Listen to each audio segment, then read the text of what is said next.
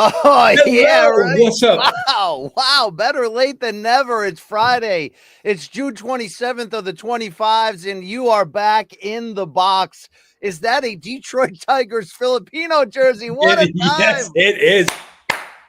You're damn What a right. I time. was at Filipino Heritage Night last week at what is it called? Comerica Park, Tiger Stadium. Yes. As the people who haven't really paid attention to baseball since the 1980s and 90s know. But yes, it was a good night.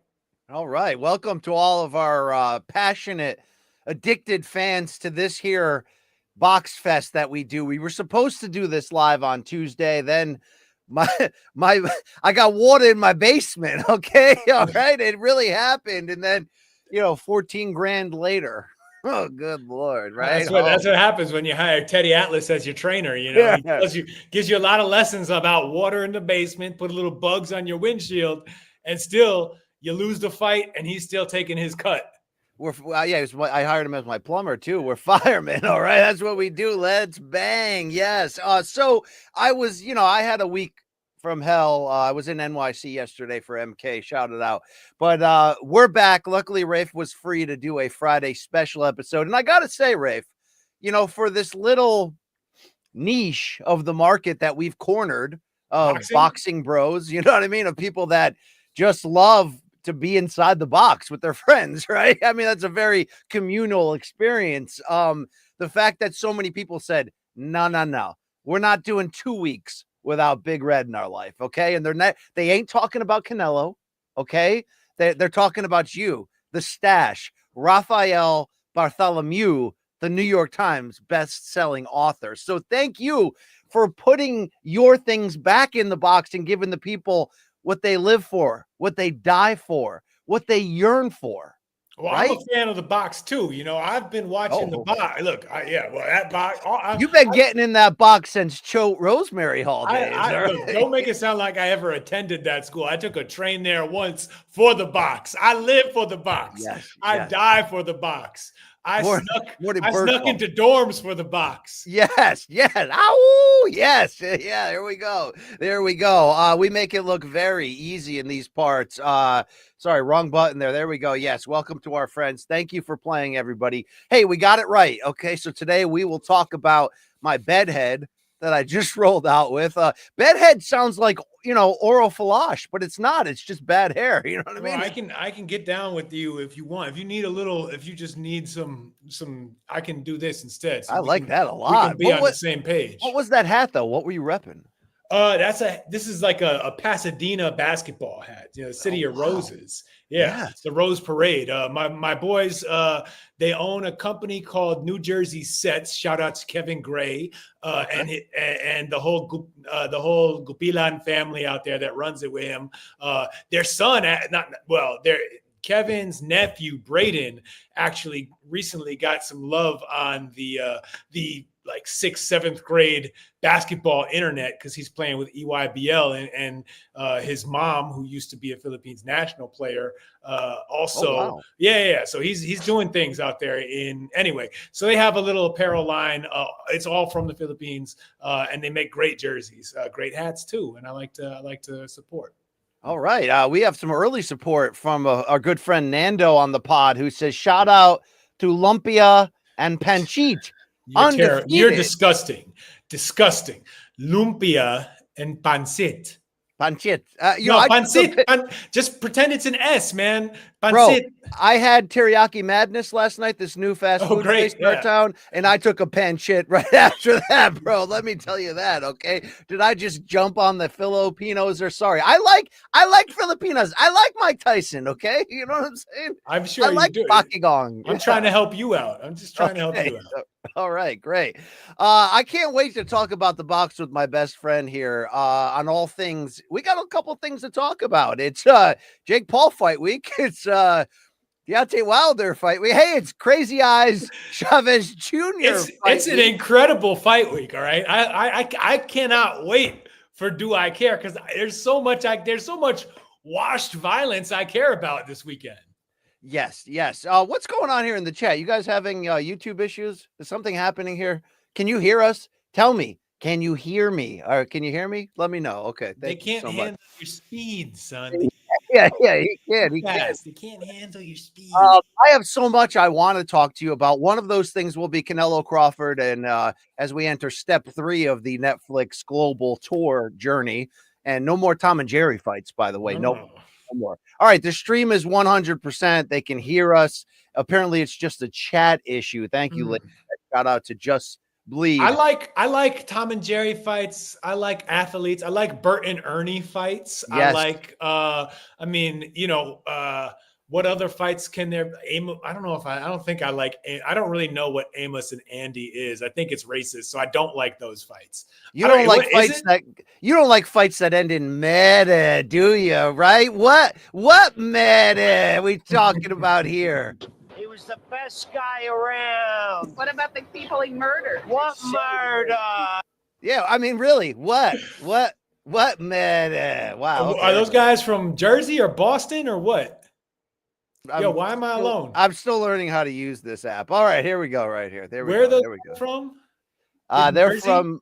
I think they're from New York City. Oh, think what murder? They sound crazy. They could be from NEW Jers, where Medi murders occurs. I don't know if you knew that. What murder? Yeah. He fought like a tough gang member. I hope Top Rank airs fights like a tough gang member post ESPN coming up. Or like anything, like a company that still exists. Like I hope that I have not fallen in love with a promoter who no longer exists in Top Rank. Very fair. Please continue existing. That goes out to Grandpa Bob. I hope he continues existing at least another year. And to nephew Todd or whatever he is, son-in-law Todd. How about that other ginger, Corn? How about Corny? I mean, I want him to exist forever. I'm glad. Tiny man, not young, a tiny man. Not sure. He's not sure. Like Uncle Roger once said about Broner, you're not small. Whatever. Not small. Not small. He ain't small. No. Turkey wants Smashing Face and Blood. We will get into that today. Thank you for playing. You know what you and I have not reacted to? I don't believe. And this was a fairly monumental moment in boxing history, but sometimes we take weeks off when there's not a lot going on. I am prepared now to play something that I would like your reaction to. Are you ready? Yes, I was born ready. Okay, here we go. Tough fight on paper release against William Zepeda. Tell us why it won't be tough in the ring. First, I want to say we were by far the worst commentator and interviewer in the business. Actually, this is his third take. But, William Zepeda is a great fighter. And tough fight. Why does this man, Rafe, why does this man keep getting sent to the nether regions? Why? Look, that's a cute moment, like Shakur having some fun with the operator. There was also the video this week of Terence Crawford doing some manhandling of the operator. It seems like he's been around the sport now long enough to develop some kind of rapport with fighters. That was friendlier than when Brandon Rios really was ready to jump off of the stage and kick the shit out of him 5-10 years ago, which also is on the internet somewhere. Look, I don't read too much into that. It's all in good fun. Yeah. It's all in good fun, says Rafe. Oh, we can play that clip here. I do have the technology to pull that off. I've got a cat attempting to bite my arm here, but we might as well, finish the job right now. Little love nibbles. Is that what you're getting there? Yeah, a little bit of that. What else do you let that cat nibble? I don't think I deserve this type of treatment here, but here is Terence Crawford and Bud Coppinger. He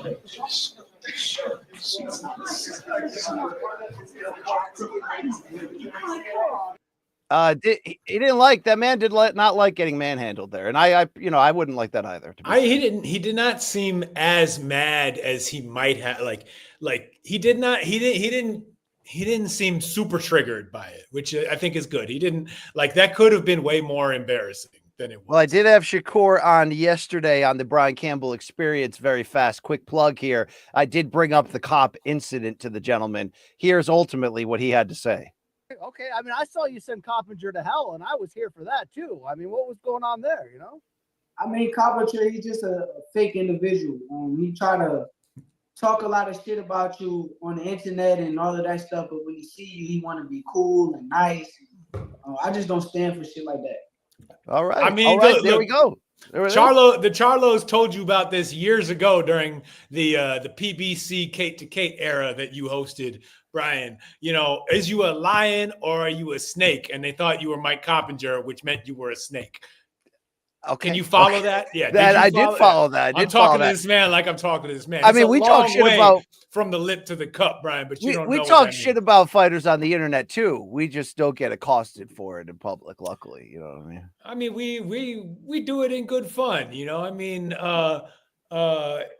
certainly the way that Mike operates, there's agendas involved. He's balancing a lot of different people, giving him tasks that he needs to handle, water to carry from here to there on the internet, and he does he gets remunerated quite well for carrying water from point A to point B, but sometimes the fighters don't agree with where he's carrying that water. Yeah. Well, he's currently carrying it all over Riyadh, but we'll get to that another day. Quick comment from Lazy Bed. BC and Rafe have middle school summer vacation hair today. Yes, and unshowered bodies to show with that. The show smells like Axe body spray. You better ask somebody. Hopefully Coppinger doesn't get got, but it is always hilarious when Bob Arum's like, shut the fuck up. Shut the fuck up. Oh, yeah? Oh, yeah? Boxing's an interesting sport, man. I mean, it's like I can't think. It's one of the few sports where, like, the fans are unequivocally more trustworthy and knowledgeable than the media, and that probably applies to us as well.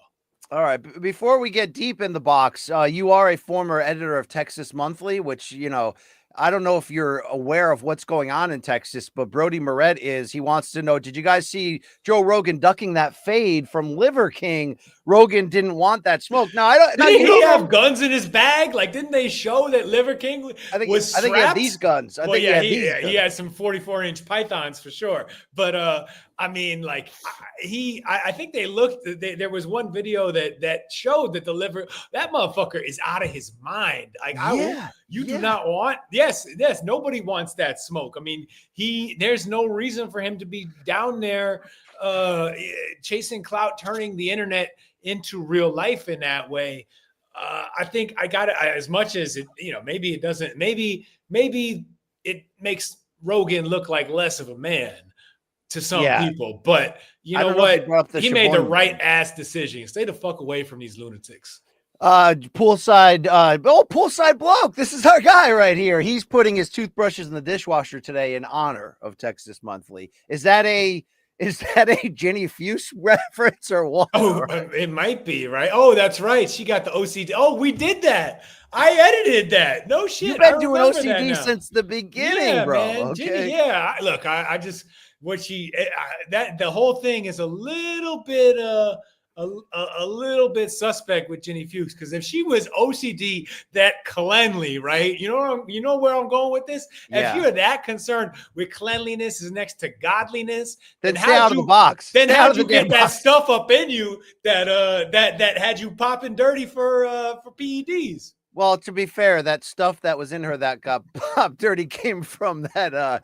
Okay, enough of that. All right. Brian Campbell. Yeah, here we go. I didn't want to say it, but there we go. Okay. Always talking shit, these guys. Rafe, how is Greater Detroit?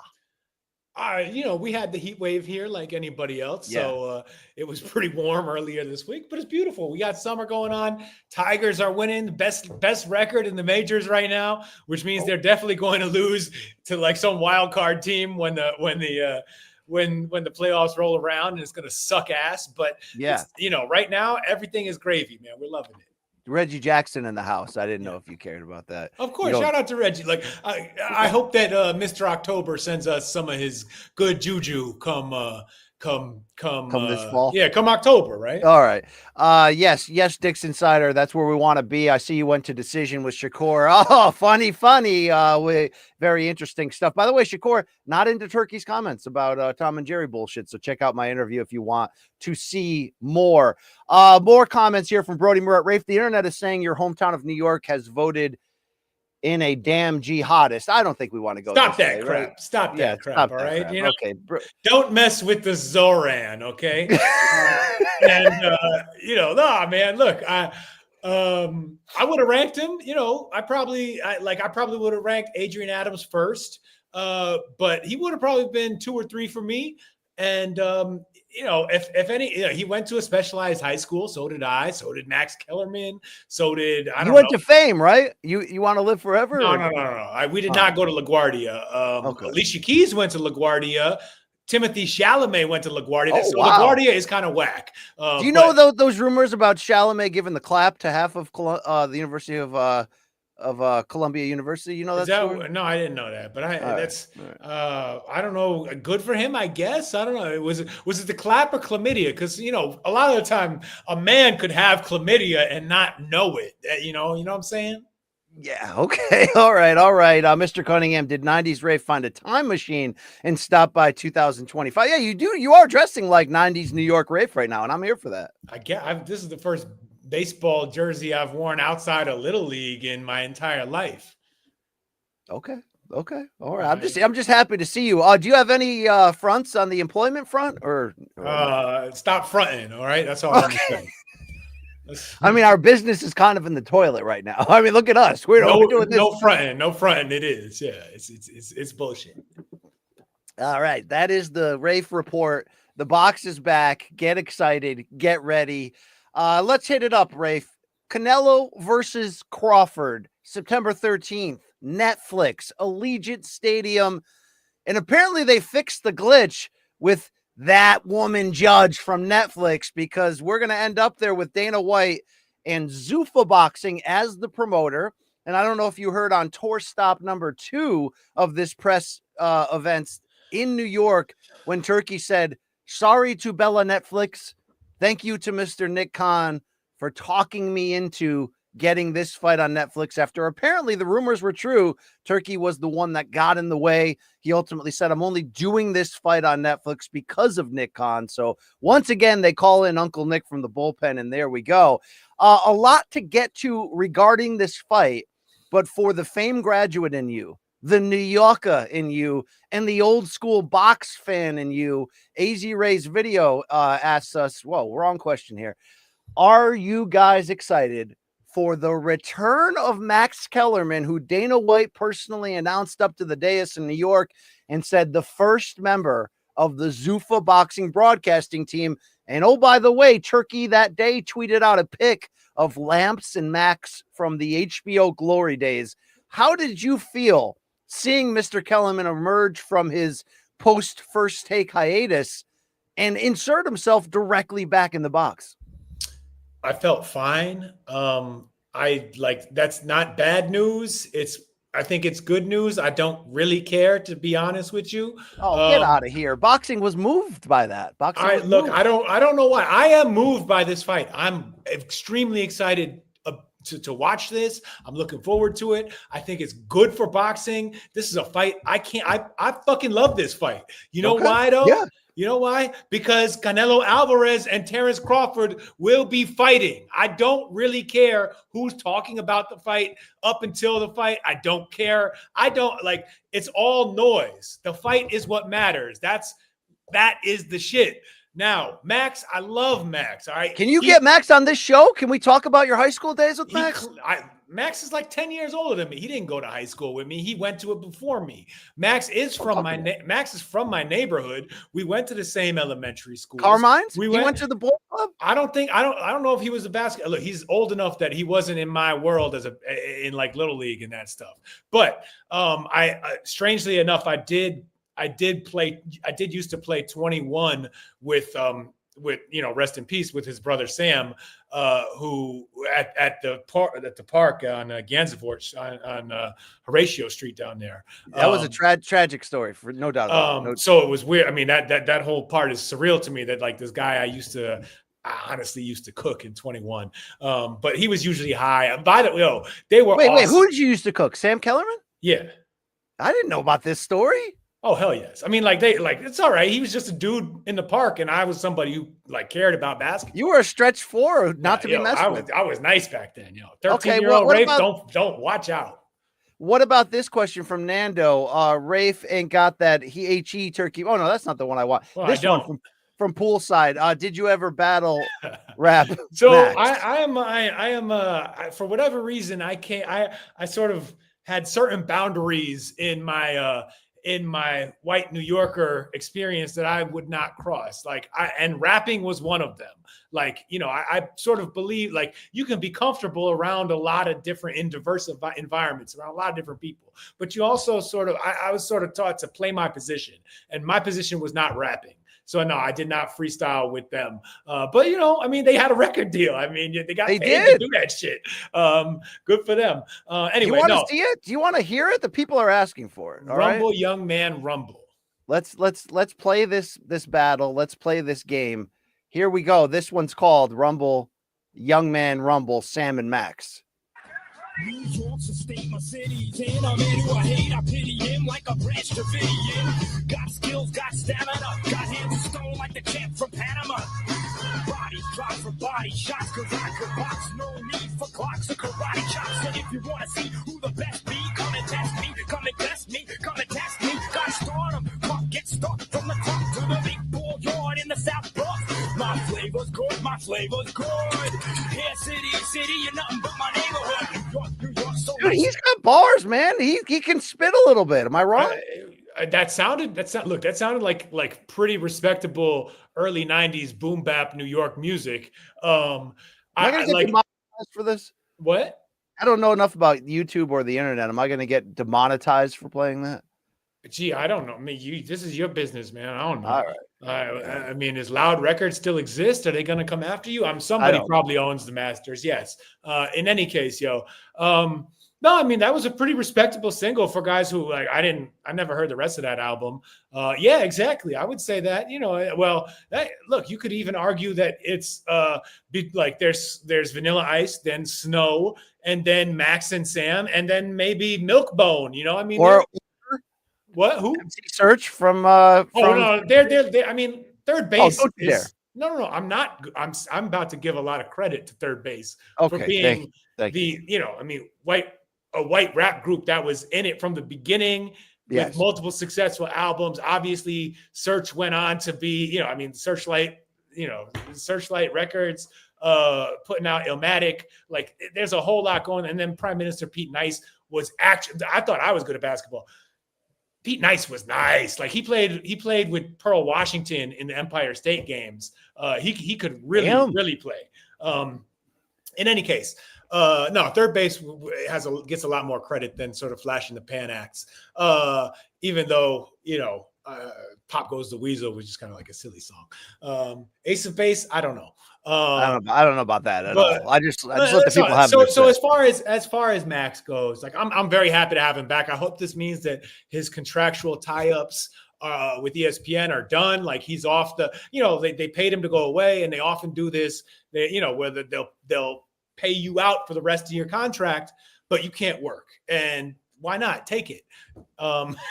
But I guarantee you, bloke, that nobody is happier about Cooper Flagg than New England's own, Brian Campbell, who never saw a white rapper or basketball player he didn't love. Except for Ostertag in Stockton. I don't know. Please, you love those guys. No, this guy, no. Come on, yeah. There you go. I hope this means that Max can get back into it. And honestly, part of me doesn't want to say this because I think it's not good for the business of BC. But Max, I would love to see him do some independent stuff inside the box. Because he's made for that. He's made for this moment. Start your own thing up, Max. Don't get down exclusively with Turkey or whoever, or DAZN or whoever has a platform. You got your own platform. You started this out on Manhattan Neighborhood Network. That's true. Channel 34, right? You were on there. Channel. Is that 16, the same 17, channel that you saw all that nudity on public? Channel 35. Channel 35, right? Yes, which was more reason to watch Max on 34 because you could just pop, boom, right over, and you're watching the Robin Bird show. Yeah. You're watching the phone sex line commercials where they showed titty. It was great. And then but still, real sex was a gamble. Real sex was a gamble. All right, real sex. don't even go near HBO. All right. The only problem with Channel 35 is they also, amid all the phone sex ads with the breasts, they also had phone sex ads for people who were into at what were in the 90s called in those ads chicks with D's. So you might if you did not time stuff correctly, you could go straight from some nice escort ad where the 900 number to the C's with D's, and then you just party's over, call the rest of the crew. You're talking about chicks with sticks? Is it where chicks with sticks, man. Okay. C's with D's, money and blood don't mix, like 2 D's and no B. All right. Quickly on the Kellerman announcing side of it. Yes. If we get Lamps in, I thought Lamps on that. Roy, if Roy is there, I will get excited. If Roy's not there, 100%. then it's not complete. Yeah, Larry's not walking through that door. So let's get those comments out of the way. Shout out to Larry Merchant. But do you think that's the play here for Turkey to, I guess, appeal to the old school hardcores and try to bring some of them back? I mean, look, I am happy about this. Do I love that it's a Dana White Turkey production? I mean, I got some issues or concerns there, but it's on Netflix, free to the masses that subscribe, which is pretty much everybody. I don't hate the reunion here of Lampley, Kellerman, and I would like to see Roy, who I don't think has really called the fight either since his HBO. Or no, he did call did he call some Triller fights? Yeah, the Jake Paul Mike Tyson one. But like this will be good in that regard, I think. What we don't need on this is Rosie Perez. We don't need Cigar Lady. We don't need, honestly. Yeah, let's just keep it a sausage party for this event. Yeah, Cigar Lady just keeps showing up. She just keeps showing up. All right. And Roy apparently did call some fights on DAZN too. Thank you, Alex Crichton, for dealing that.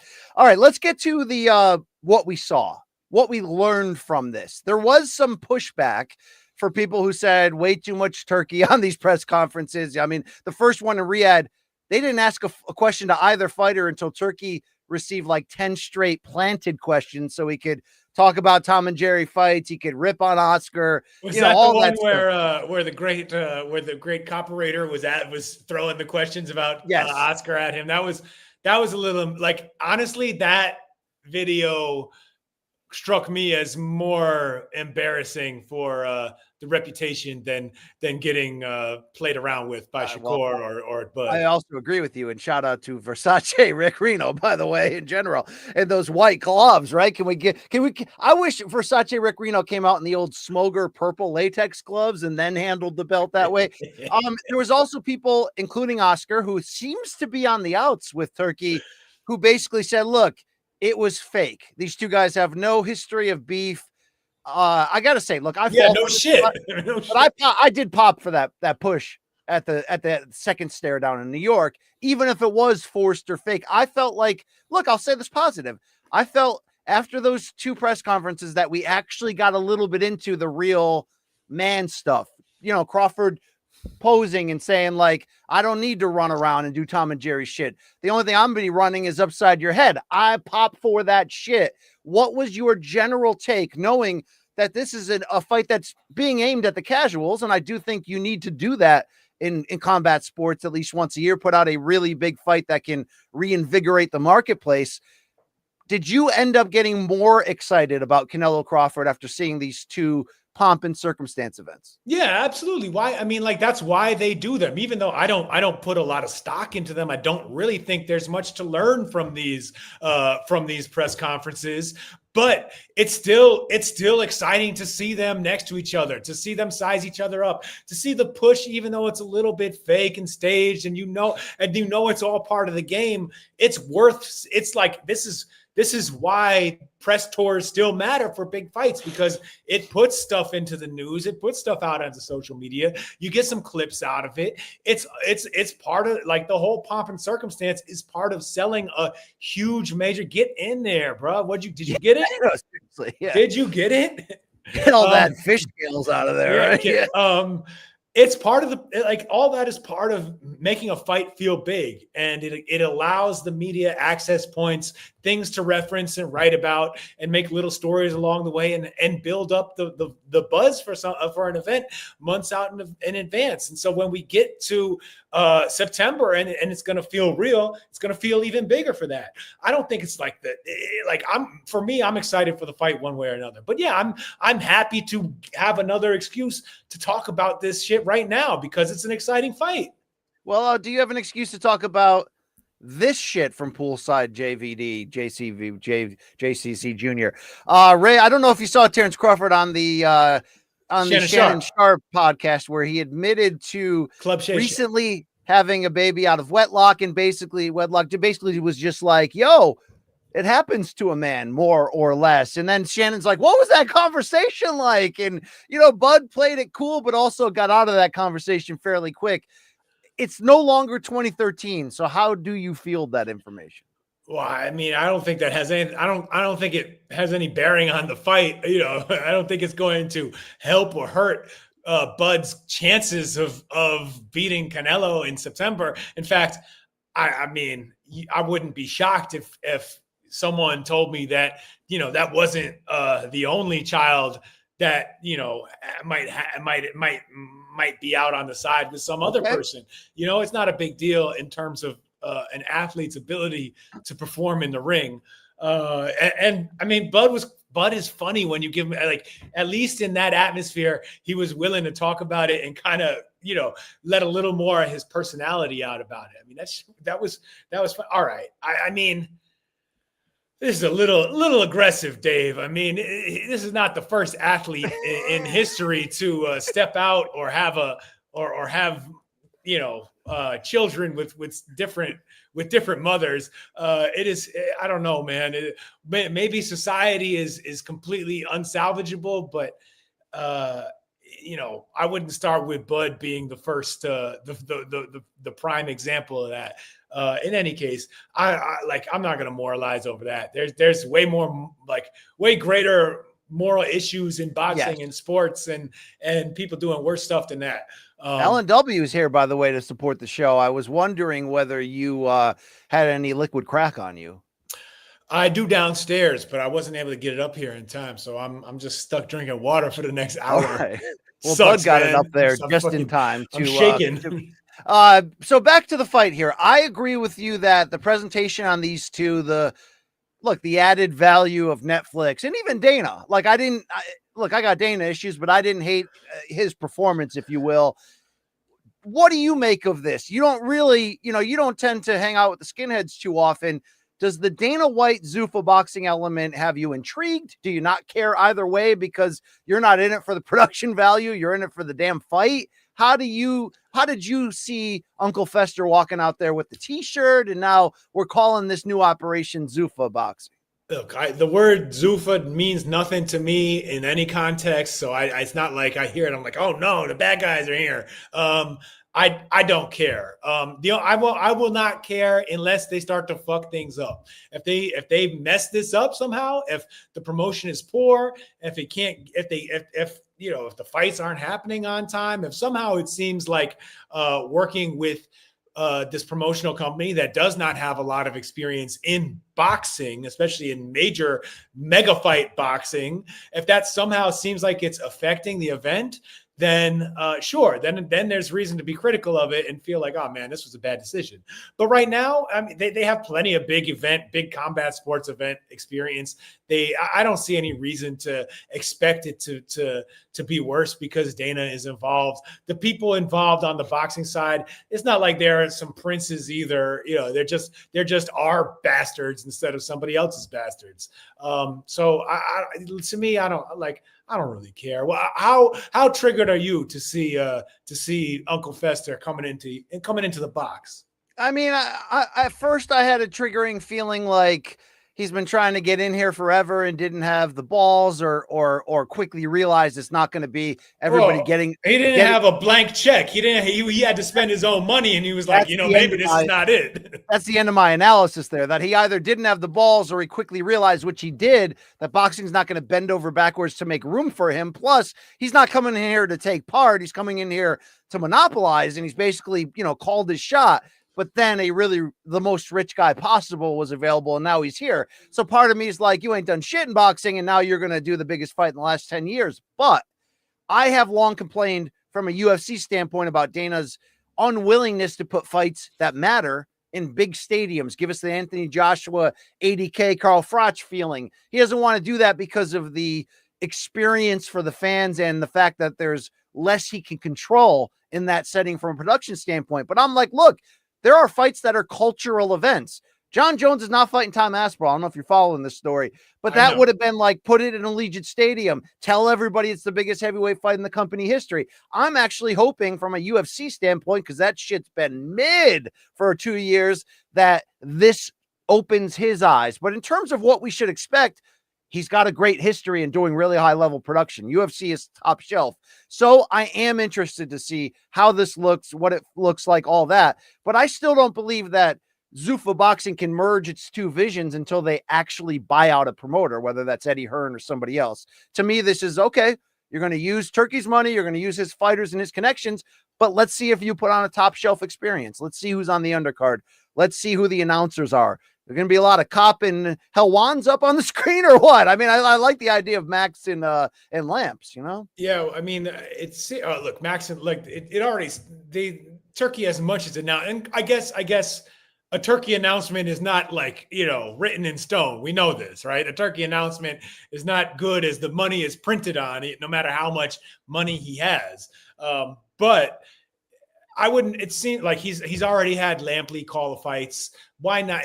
And they had Max come out. They're setting it up for Lampley and Max. Hopefully Roy can join. And that's cool. Like, it will give the event a big fight feel. It will bring in the old HBO boxing heads and the Friday night fights heads who go back to Max's little skinny goatee days, like in the little frosted tips.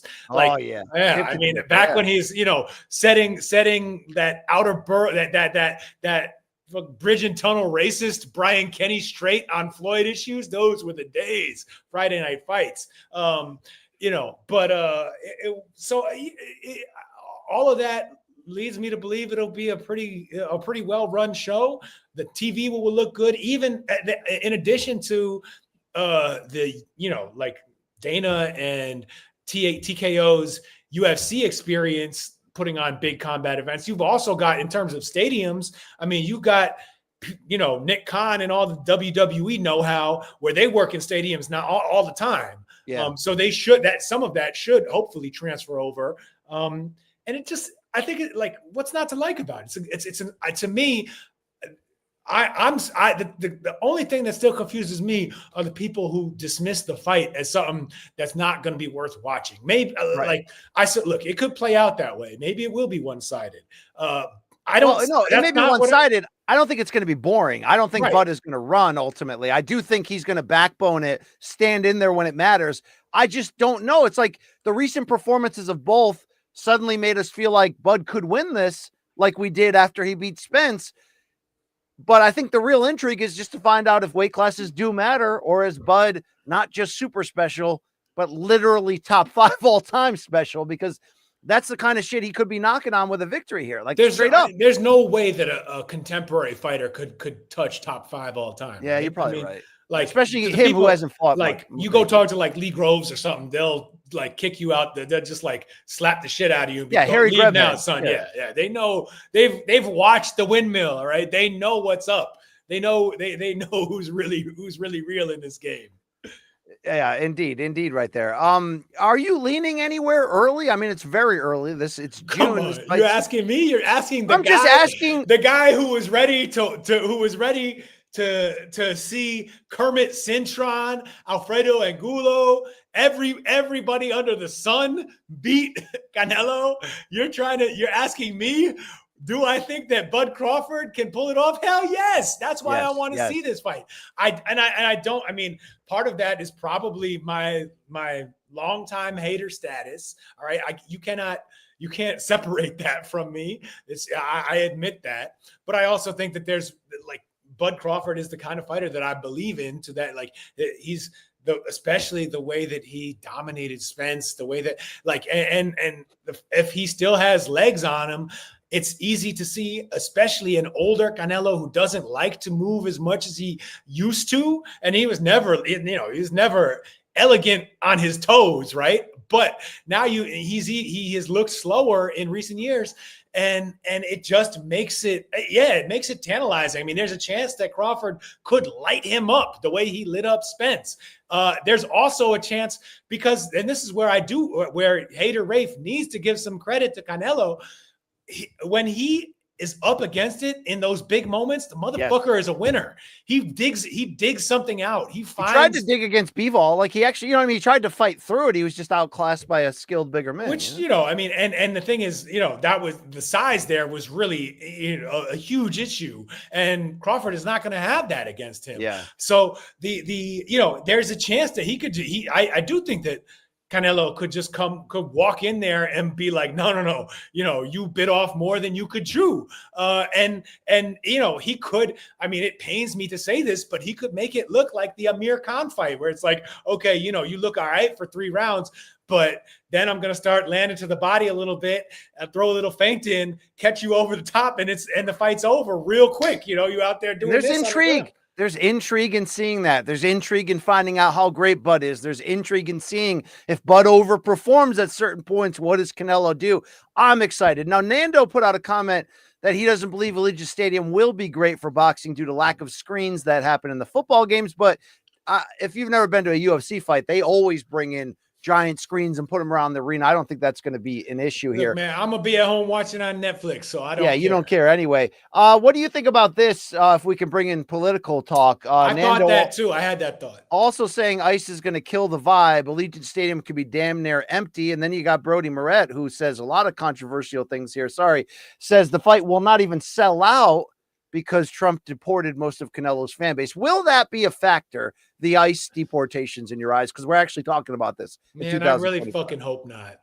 It's a real thing. It's a real concern. It's even something that I heard Dan Rafael mention it on his podcast this morning about the Jake Paul fight in the Honda Center this weekend.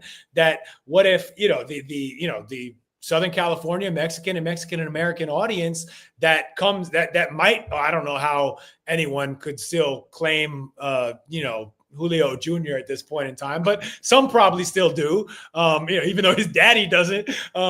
But some probably still do. Some people might like to show up, and the concern of ICE raids at a sporting event at something that's supposed to be a safe space, that sucks, man. And I understand why people would stay home. I guess if you want to be super optimistic about the chances that it would not interfere with the Canelo-Crawford event, it would be that Dana White, because of his ties to the administration, he actually can call the the Oval not Office. Mr. Cancer. No, he can call the Hey Don, we're gonna need you to pull back on the ICE raids for one night. Thank you very much. Right. And I think that that the president is probably amenable to that sort of request from friends. I mean, he's already paid some lip service, at least, to slowing down raids on workplaces because other business friends of his called him up and like, yo, we need this labor force, chief. And he's like, oh, I got you. Okay, no problem. So look, it's a shitty situation to even have to consider. I wish it weren't the case. And I think it's a real concern for this fight. It's the other side of this is the fans who come to Vegas for those events. A lot. I mean, at least the ones who are coming. All right, who are coming to that particular, coming to pay for a major boxing match tend to be pretty well heeled, like regardless of where they're from. And I don't know. Is Vegas it hasn't made the national media in news in a big way, but it seems like I personally have not heard too many reports of Vegas being hit with raids yet. That doesn't mean it can't happen. Look, the other side of this is like we're imagining Dana calling up Trump and saying, hey, lay off. Trump could call up Dana and be like, yo, we need you to lay this trap for us. And like, who gonna say no to that man? Unfortunately, Wow. some people will, but it ain't gonna be Dana ideas. White. Let's quickly give some love to our people who are giving love back. Lazy Bed supporting the podcast. We appreciate you, Mikey. We need $1 memberships. The people pay for pay-per-view. I got to figure out this membership thing. Long Island Luke is getting me smarted up on it. Maybe I need exclusive membership content, like, you know, pictures of me in my draws or something. Is Warren Buffett coming to the because like he's been if he lives Mr. that long. Omaha. Come on. Okay, sorry. Sorry about that. What? More pressing questions. Who's going first, Grandpa or Warren Buffett? Oh, Warren Buffett. Grandpa. Oh, you think that deal with the devil has got? Yeah, Grandpa's got one of those Bob Dylan deal with the devil. Yeah, type him things and Don King too. Don King too. Very important question as I close my door from Mr. Cunningham. Can you feel that? Oh, geez. Do I have to choose? Look, I'm no fool, even though I probably there are fewer days that go by in which I don't get the crack and then in which I don't get the box, but I still want, if I have to swear off one for the rest of my life, I'm swearing off the crack. Well, you're married now, so you're not that far away from swearing off one of those for you the rest of your life. That's what But, I mean, to be fair now, he's married. Hey, how about this guy, Alan Dubs, pulling in here and getting you back on the liquid crack for this box? So thank you, Alan Dub, for supporting. We make sure that money gets out to Rafe. But Rafe, what are you drinking these days? People do want to know this. If you want me to walk away and come back, I will come up with a 12-pack of the Kroger Citrus Drop, which is their version of Mountain Dew. Now, are you a mom and pop guy? You don't do name brand shit, or is it a price thing? Yeah, it's like, look, I'm trying to save money, you know. Especially soda is crazy out here. Also, Michigan has this stupid ass 10-cent deposit, so it's like it's double the deposit on every can. So like a 12-pack, you're paying an extra $120, and I've tried to go back and return them. I've tried to do it. It takes up so much time. The machines suck. Sometimes they don't read the barcodes. Recycle it. Yeah, or give it to the homeless, you know. So they'll figure it out. Yeah, if they find the can, sure. Okay, or there you go. More love from Alan W here. I just wanted to make the PA that Squid Games, the public announcement here that Squid Games and the Bear came out with new seasons. There's new Squid Games? I've watched that. Now you have a dog named the Bear, correct? I do. Yo, I hate that show, The Bear. I cannot stand that shit. Yeah. Look, I enjoyed it. Should have ended after one season. They did not need no more season. Very good first season. And also, you know what? Fuck talking about TV on a podcast. All right. Okay. That's the lamest shit in the world. So I'm Alan W, big fan of Francis Dubois, also says if BC was a character on the Bear, he would be Fack, and you know it. You would be a Fack. You would. Fack you. All right. All right. There we go. The Facks are the most lovable guys on the show. You should be happy. All right. Also, what you don't want to be, what you definitely don't want to be, is any of these chefs. They suck ass, man. Yeah. If you want to be my lover, you're going to have to get with my friends. Alan saying, thanks for having the box on an odd day. I got a lunch date. When he says lunch date, are you thinking liquid? Are you thinking he's considering us his lunch date? Or does he have a booty call? He's throwing up a peace sign and saying goodbye. Thank you. It was nice while it lasted. He'll catch up later, but he's got to go talk to a little skirty flirty for lunch. Okay, skirty flirty. I mean, he may prefer the pipe, and we'd be down with that for it's 2025. Pipes can wear skirts too. Okay. All right, there we go. You never looked under his skirt and see the pipe, man. Come on. Well, I learned from Crocodile Dundee how to check for that, but we're going in the wrong direction here. Okay. Was that a knife? What do you got on? All right, we're both excited. I am excited about this. Third press conference is apparently today in Las Vegas. They did kind of get me. I'm in. This fight has historical elements. It's two of the biggest names possible. I'm not even mad when they try to really hype it up and say ahead of time that it could be the most watched fight in history, if you're considering the Netflix side of it, and if you're considering the ratings, the clicks, the viewership that Mike Tyson Jake Paul did. But Mike Tyson Jake Paul is such a unique thing unto itself that you're bringing in the factor of a 60-year-old 30, 40-year pop culture top guy against the current pop culture top guy, do you think, because they're trying to say, Max even said it when he stepped to the podium, he reminded everybody that Ali and Spinks did 90,000 on national television in the late 70s. Do you think, and now they're saying because of that, I'm sorry, not 90,000, 90 million people live. They're saying because of the numbers that Mike Tyson and Jake Paul did, that this Canelo Bud fight could be like 100 million viewers live. Are you of the belief that the Tyson element in that Jake fight means that everybody that goes on Netflix after him, including Serrano and Taylor, are going to find out that Tyson is one thing and everybody else, including Bud and Canelo, is another thing? I think that's possible. I don't think that we should really consider Serrano and Taylor a particularly useful data point in this discussion, because that's just a gigantic chasm in terms of name awareness, fame value, just things that people like fights that casual fans care about and are likely to know about in advance. Like it ain't that. So let's table that. All right. Okay. What do you think about it? What do you think about Sandy's HVAC back right now? Yeah. Some rough. It's Is he getting cute? rough. Is he cute? Yeah. All right. Look. But I think I don't think it's Crawford is certainly not Tyson. Canelo is not even Tyson. But shoot, man, I could, because it's a real fight and it is going to be the biggest event of the year, I think, right? I mean, is there a heavyweight? Is there a Tyson Fury comeback fight?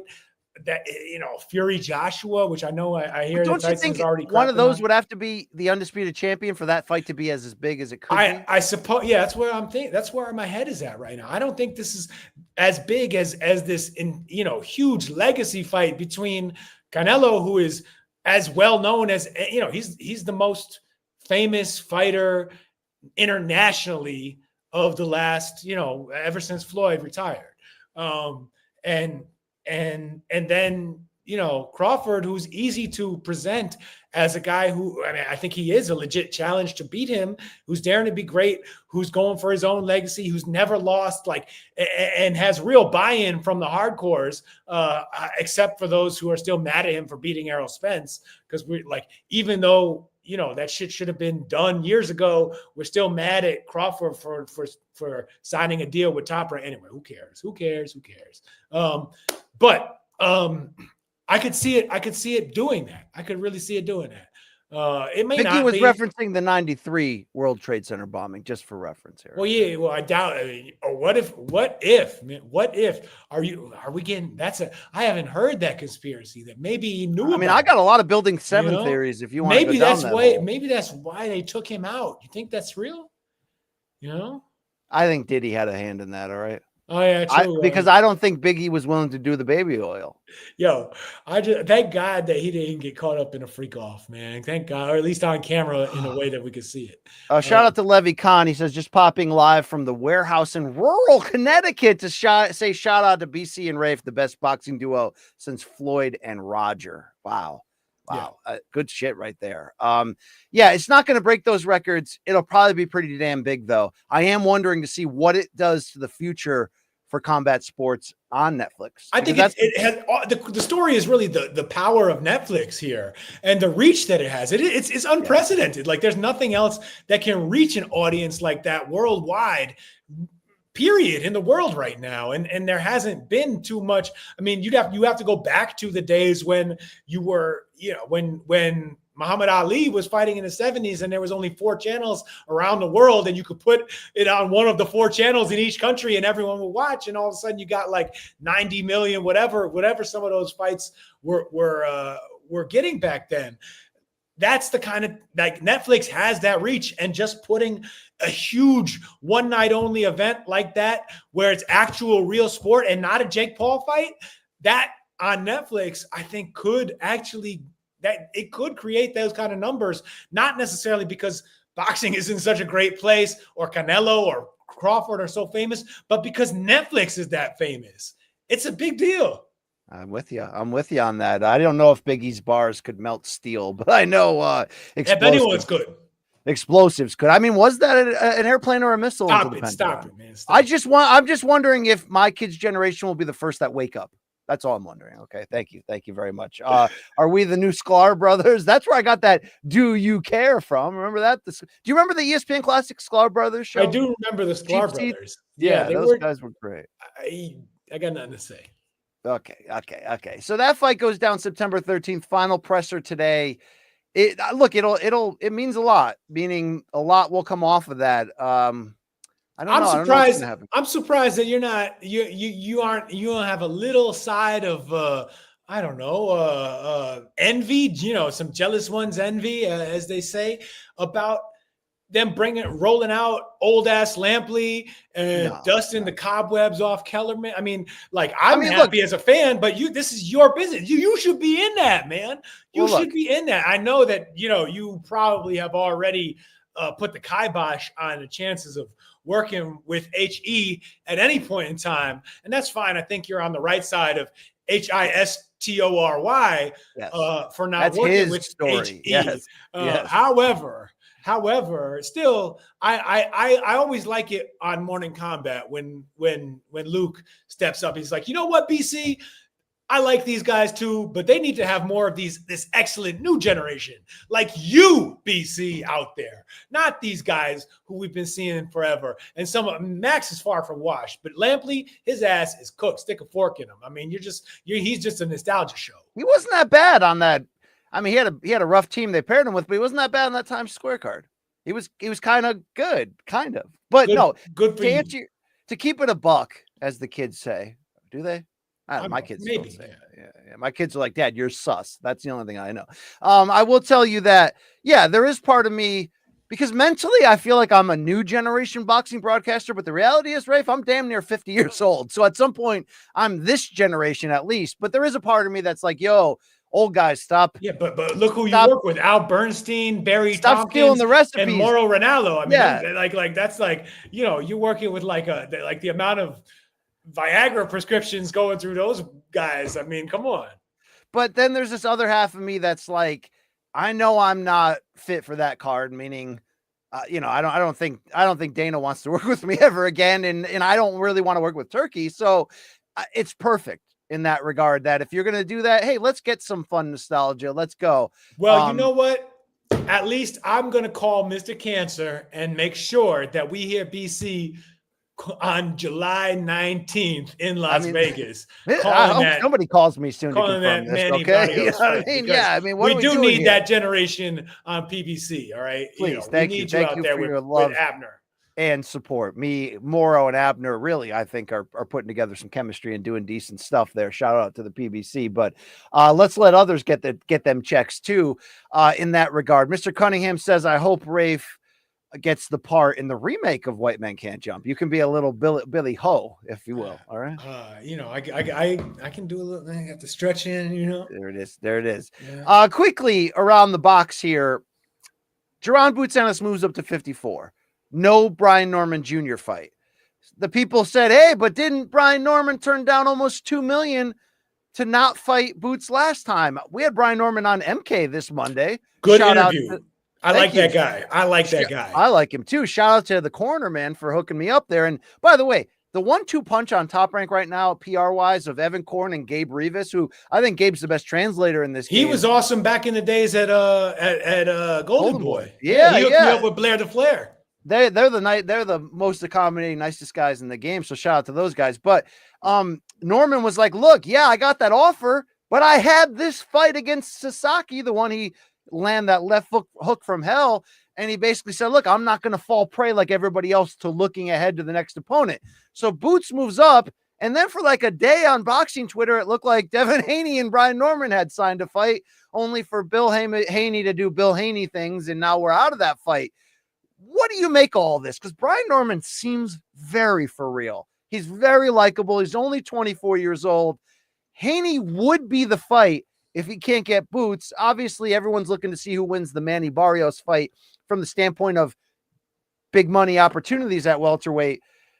Do you feel like Boots should have cut down to 147 one final time to have a defining fight on his resume? Or when Boots is like, yo, my doc said I'm only 30 to 40% at this weight. You know what I mean? It's time for me to move up to 5'4". Where do you chime in? Was that on your podcast where Brian Norman was like, where he was like, I'd like to meet the doctor who can tell you what percent you're at. Like, that was an awesome comment, man. Yo, he was funny as fuck, man. I don't know why Southern fighters, they just have it. Maybe it's because, we're from the Northeast and we're used to how guys talk up there, but I love listening to like these guys from the South talk, man. They're funny. They got a good rap. Anyway, I enjoyed that interview. As far as the whole thing with Boots goes, look, would I love to see that fight at 147 pounds or 154 pounds someday? Yes, I would love it. I would love to see it soon. I would love to see it down the road. They're both, Brian Norman is 24? Yes. And Boots is what now, 26, 27? 27, I think, yeah. They're going to be, if they keep winning in like adjacent divisions long enough, they'll find a way to fight each other and it'll be a bigger fight. And if one of them loses, then it wasn't meant to be. As far as Boots goes, I understand why he moved up to 154. He waited his ass around a long time trying to make unification fights at 147 pounds. And the whole time, the division got weaker and weaker and weaker.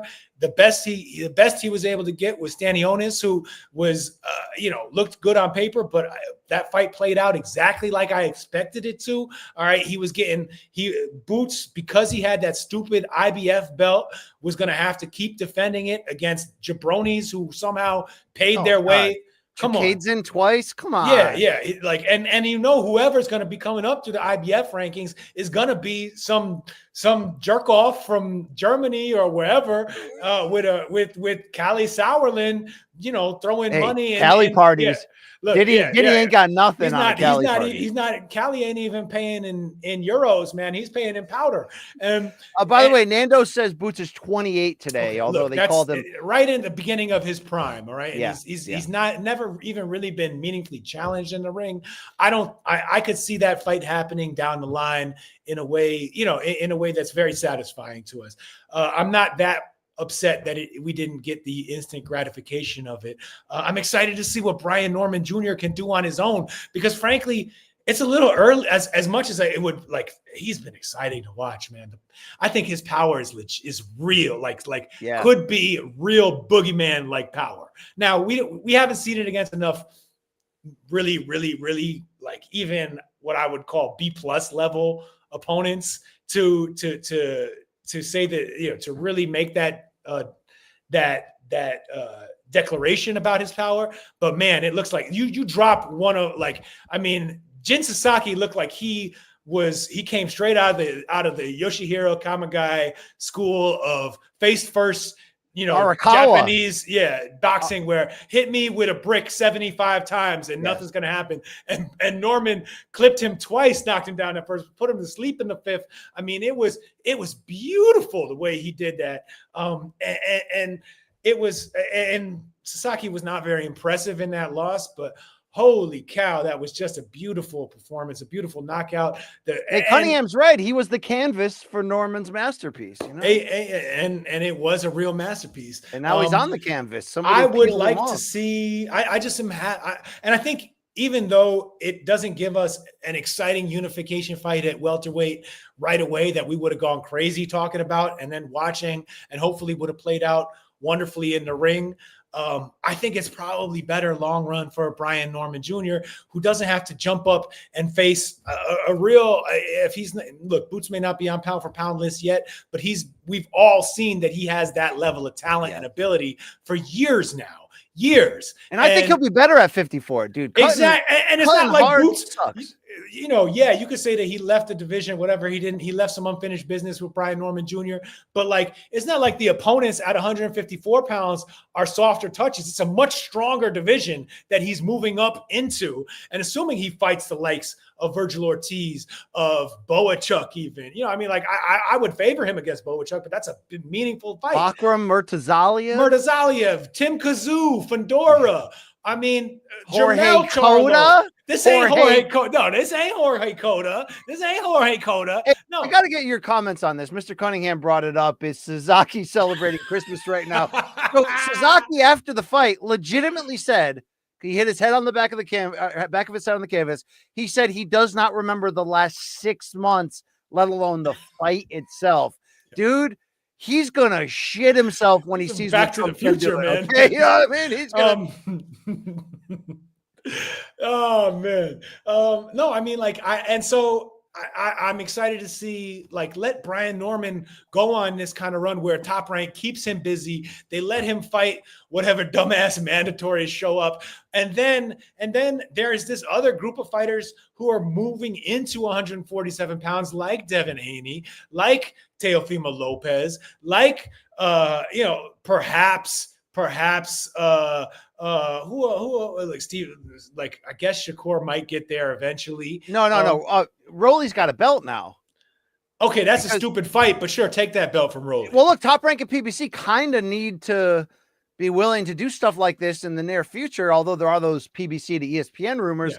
Yeah. I wouldn't hate Brian Norman against Rolly. Unified? Yeah, no. Look, I mean, that's the thing. I don't care. Like, Brian Norman has been so fun to watch against guys I never even heard of before, barely. That, yeah, I would love to see him fight these guys who I heard of and aren't good, like Rolly. So yeah, and also Devin Haney, man. If they want to make that fight, I will be there to watch it. I'm excited for it. I think it would be interesting to see how Brian Norman Jr. can get to Devin Haney. I think he could. And also Devin Haney, who had so much trouble with Ryan Garcia's left hook. And now, like, I know that's a specialty. It might be it's one of the best in the sport. If not, you could call it the best, even with Ryan Garcia's dumbass throwing it with no ideas behind it, no plans, no game plans, no training, just a bunch of PEDs and beer. All right. It still won him that fight with what turned into a no contest. But Brian Norman's left hook might be better, might be even faster, not in terms of raw hand speed, but in terms of the delivery method. Shout out to Teddy Atlas. The explosive legs that can close the distance and allow him to land lead left hooks. If I'm Devin Haney, I'm thinking, man, maybe this isn't the champion I need to get in the ring with first. But if it happens, fantastic. But I'm getting a little sick of the Haney okie doke of like, yeah, we're into this fight. Here's an offer. Just kidding. We just wanted to see if you were into it. And, people are saying rightfully, 2 belts vacant now at 147 with Boots moving up. Now I don't think he's like officially on paper vacated, but I believe Rolly will get one of those because Rolly beat Ryan for the secondary one. I don't know who the IBF would either appoint or sanction for a fight, but the division's wide open again. And all these young kids. Let's look for these IBF welterweight rankings because there's going to be some guys we never even heard of. Yeah, let's hit it. Read it to me. Welterweight. Come on. Why am I looking at heavyweights? I didn't Google that. Cruiserweight. Let me scroll down with the drop down. 147. Weight category 147. Lewis Crocker, the number one. Get the Patty Donovan. That's what it's going to be. 1 and 3. It's going to be 2 blokes. I don't know, man. Karen is still ranked 6th. Come on. Yeah. Karen, really? Karen? Yeah, he's still ranked number 6. Yeah, that's great. That's fantastic. Man, so full of shit. I used to love the sport. Brody Moret wants to find out from you, Rafe, if Christina Boncher is single. This is not that kind of show, guys.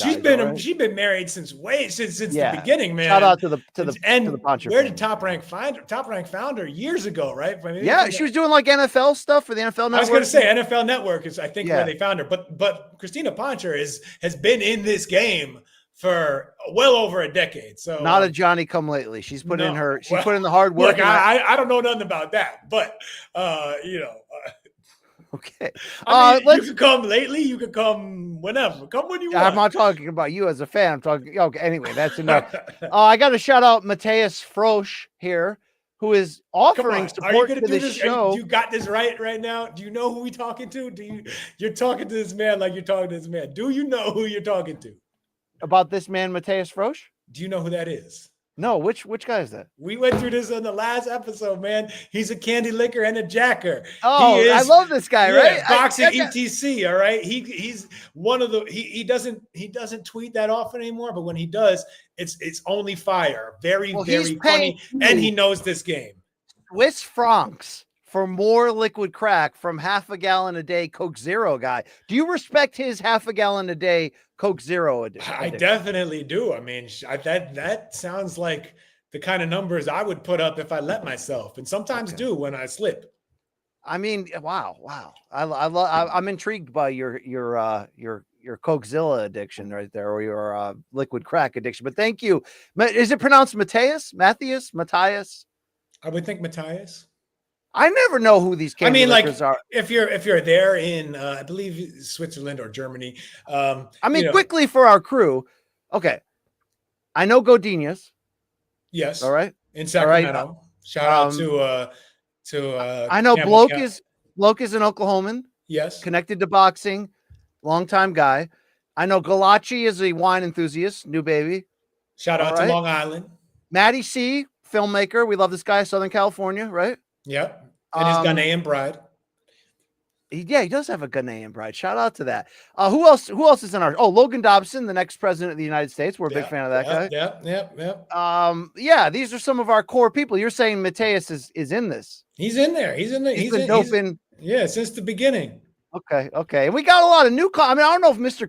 Cunningham's a Johnny Come lately, or if he's Johnny Coming all the time. I mean, I really don't know, but he's probably a big fan as well. Quickly, if you want to get hardcore with Hank Williams IV, did you see Gal Yafai was a top gutted bloke after Mexicano Hernandez put hands on him last night? Did you see that? Yes, I saw that, man. That was great. I love to watch the blokes give it their all and just come up a little short on the night, you know. And wow, Mr. Cummingham, that's great. That's man. Wow. Come on, we can't have chat on chat. Actually, that's what chats are for. Yeah, they are. They're for violence. Yeah, they are. Some people choose it. Sid White supporting the show. Thank you so much. In pounds, Hey, I'll take your shekels, whatever you got right there. Okay, and Mr. Okay. Thank you, Connie. Thank you very much. We'll leave that for the viewers only to decipher. All righty then. Let's do it. Let's do the. You ready to do the weekend bullshit? There's a lot to get into. Yeah, I am. I'm excited for this weekend. All right, let's find out Sklar Brothers style from the great ESPN classic show Cheap Seats. Does Rafe care about what the box is producing this weekend? I don't know if you saw 2 days ago when Danenda Liam Paro took it to Jonathan Navarro in a 10-round welterweight main event as Paro bounced back from his title loss to Richardson Hitchens. By the way, Hitchens is good as shit, that New Yorker. Bro. Yeah, he might be a real deal, man. He might be, and he talks. Bro, he talks. Yeah, no, it's true. That was what I was thinking. How much I enjoyed your Brian Norman Jr. interview, and Hitchens and these New York guys, Shushu, they're doing a good job selling themselves. But it doesn't because it's like it feels so much like home to me. It's like I appreciate it, but it doesn't tickle my fancy in the same way. Yeah. I like those Southern drawls, man. It reminds me of the great days when Errol Spence Jr. was just laughing at Kell Brook at those press conferences. Little Kell Brook be like, "I'm gonna feed him my little chocolate brownies," and Errol Spence just looked at it like, what does that mean? Like, oh man, it was so good. It's so good. And then Kell Brook knocked up that chick. So shout out to Kell right Somebody there. got little chocolate brownies, yeah. Is this Brody Moret comment disrespectful to Mario Barrios with his big fight coming up? Oh man, come on. This is not the type of show we're trying to do, at least not off of Patreon. Thank you very much. All right, let's do it. Let's find out if you really care tonight, Rafe. Today, Friday, June 27th, tonight, Wichita, Kansas, a BLK Prime production that you can get on Integrated Sports PPV or ppv.com, which really is responsible for digging up Lampley out of retirement there. Former heavyweight champion Deontay Wilder will be back in a 10-round heavyweight main event against Tyrell Herndon, a journeyman heavyweight who put his head above water recently on ESPN against what's that guy? Torres Jr. Sure. Richie, Yeah. Richard Torres Jr. He got a mustache. And that mustachioed friend put it on him. In fact, Herndon was doing a lot of this to get out of it. Look, that was Herndon's job. Like he was there, like, and that will be his job tonight too. That's what I'm asking you, because obviously, if Wilder is going to have another run, who he showed up to be for the Saudi money in back-to-back fights with Joseph Parker and Zhang, Big Bang Zhang, was a skinny-legged, not ready for prime time. I don't think he was mentally there. What's interesting though is part of this comeback, he's cut ties with Malik Scott, his trainer, good friend, former opponent. They did it amicably, reportedly, and obviously Mr. Scott is into some business. Now we're talking, if we want to start, coveting people's situations, Malik Scott might be where to start on that. Yeah, I mean, PBC Kate to Kate back in the day, he's the new co-host, right? That's what I'm talking about. But you get Wilder. Does he still do those videos? Because I would watch them now. Damn. Okay. All right. I would watch him now. What man is? Let's talk about this. Wilder's talked a lot about mental health, topics you hate bringing up in combat sports. He's talked about place for that in the ring. He's talking about people in his camp, in his life, betraying him. Obviously, he's getting a soft touch here on an independent pay-per-view to come back in Wichita, Kansas, of all places. What are your expectations for what's his age? Do you know his age? Who, Herndon or Wilder? He's probably like 38, 39. Deontay Wilder is, they don't have it on that box. Why doesn't BoxRec have the age on everybody? Sometimes it does. Sometimes it doesn't. Would you get BoxRec Gray on the show? I love that guy. Hell yes. Are you kidding? I miss his podcast, man. He's best. 30. Okay. He'll be 40 in October. He's 39 years old.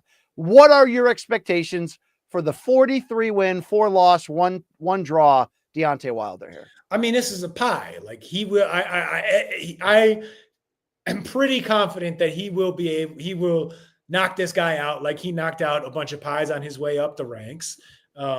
And he might need 2-3 more pies before he gets into a real fight. I don't think that's what he wants to do, but that might be the best course of action is to line up some guys who are going to be easy for him to knock over and get some of that confidence back, because the biggest problem, he had a lot of problems in those losses to Joseph Parker and Big Bang Zhang. Biggest of them is that he wouldn't pull the trigger on that right hand, and he cannot win without doing that. So whether it's a matter of if it's just a matter of confidence, line up through, right, like Bloke says, 4 or 5 more pies, champ, and then get the confidence back, and then see what happens. Like the name value is there. He'll be able to get big fights, and he has reason to believe that, look, all I got to do is land one, right? Which is true. I mean, that's basically that's been the story of his entire career, and it's been a really good career. And he's still calling Fury a cheater openly. Look, like aggressively. That's what it's gonna be. Like saying, like the weird paranoid stuff. I don't hold that against him. I don't ask that he be rational. Like he's a boxer. Whatever he needs to tell him, whenever he needs to get his head into the state of being able to fight, that's fine with me. Tell him. Okay, but there's no chance he implodes and loses this, right? Well, of course he's a chance. I mean, like he's looked pretty bad. Pretty bad. And the point here is to reach as low as possible, basically as low as possible, just to get a win, get him feeling right. And so I hope that's the case. But no, I mean, he could be completely gone. And we're gonna see. Now it's hard with Wilder because you could tell he's got one of these supernatural metabolisms where he's about to turn 40. He still has he takes his shirt off and and trains. Looks like he could still be 26 years old, right? I mean, it's like his upper body and his wide shoulders and the right hand, it still pops. It looks good in a completely neutral setting. I don't know if it will look good in the ring. I doubt it will, but hopefully it will be good enough to at least, get the old juices flowing for him. I'm rooting for him, man. Well, people are asking for a different kind of juice. A bunch of people have been typing that they want him on the good juice. Okay. Look, if he's been clean this long, then yeah. I mean, these old fighters don't think that they're doing it naturally. These old guys, they ain't doing it naturally. maybe Wilder should do it too. Although I did once write a story at The Athletic about how Wilder was quietly one of the most you could make an argument for him being like the most I don't know, positive anti-doping force in boxing among fighters, because so many fighters pop dirty against him. Everyone, like it's like all of his opponents would get found out. Povetkin, when they were supposed to fight, pop dirty. How many other? I mean, there was like 5 of them. There was that stretch, yeah. You know, and some of them he fought, and then he found out after the fact they were dirty. Dillian White, right? That was one of them when he got caught. And I think he keeps getting caught. Why don't we talk about that Malik Scott took a dive against him? Why don't we talk about that? I mean, who cares? Because he, I don't know. Because Malik redeemed himself in life. That's why. All right. Yeah, but we forgave him for that even before his ultimate come up. All right. Quick love here coming in from at Santo2526. Appreciate yes, sir. The support. Happy Friday, blokes. Glad I could join in person. Excited for Rafe to only care about the doctor Cool is in. Yeah, I wish. I mean, that's sort of true. I'm very excited for Mr. Cool Ranch this weekend, but there's so much to care about. I can't help. I do care about Wilder. I want him to win. I want him to feel better about himself because I like him. And I want him to set up a fun fight with Anthony Joshua. I still care about that. Thank you, Santos, for your generosity here. What's the path out of this Herndon fight if Wilder comes back, if the power's still there, if he gets a finish? I mean, even in his prime, you're never really going to see like, you know, a left hand or pure boxing from him. Is the right path to a final big money fight Anthony Joshua? Or is it Bacoli with Turkey? Is it a young Moses Atama? Is like, what is, Come on, I mean, like, I don't think he's fighting the winner of Dubois Usyk, right? So is Anthony Joshua his final super fight in your eyes? If we're under the assumption that he doesn't start a 5-fight winning streak and legitimately enter contention again.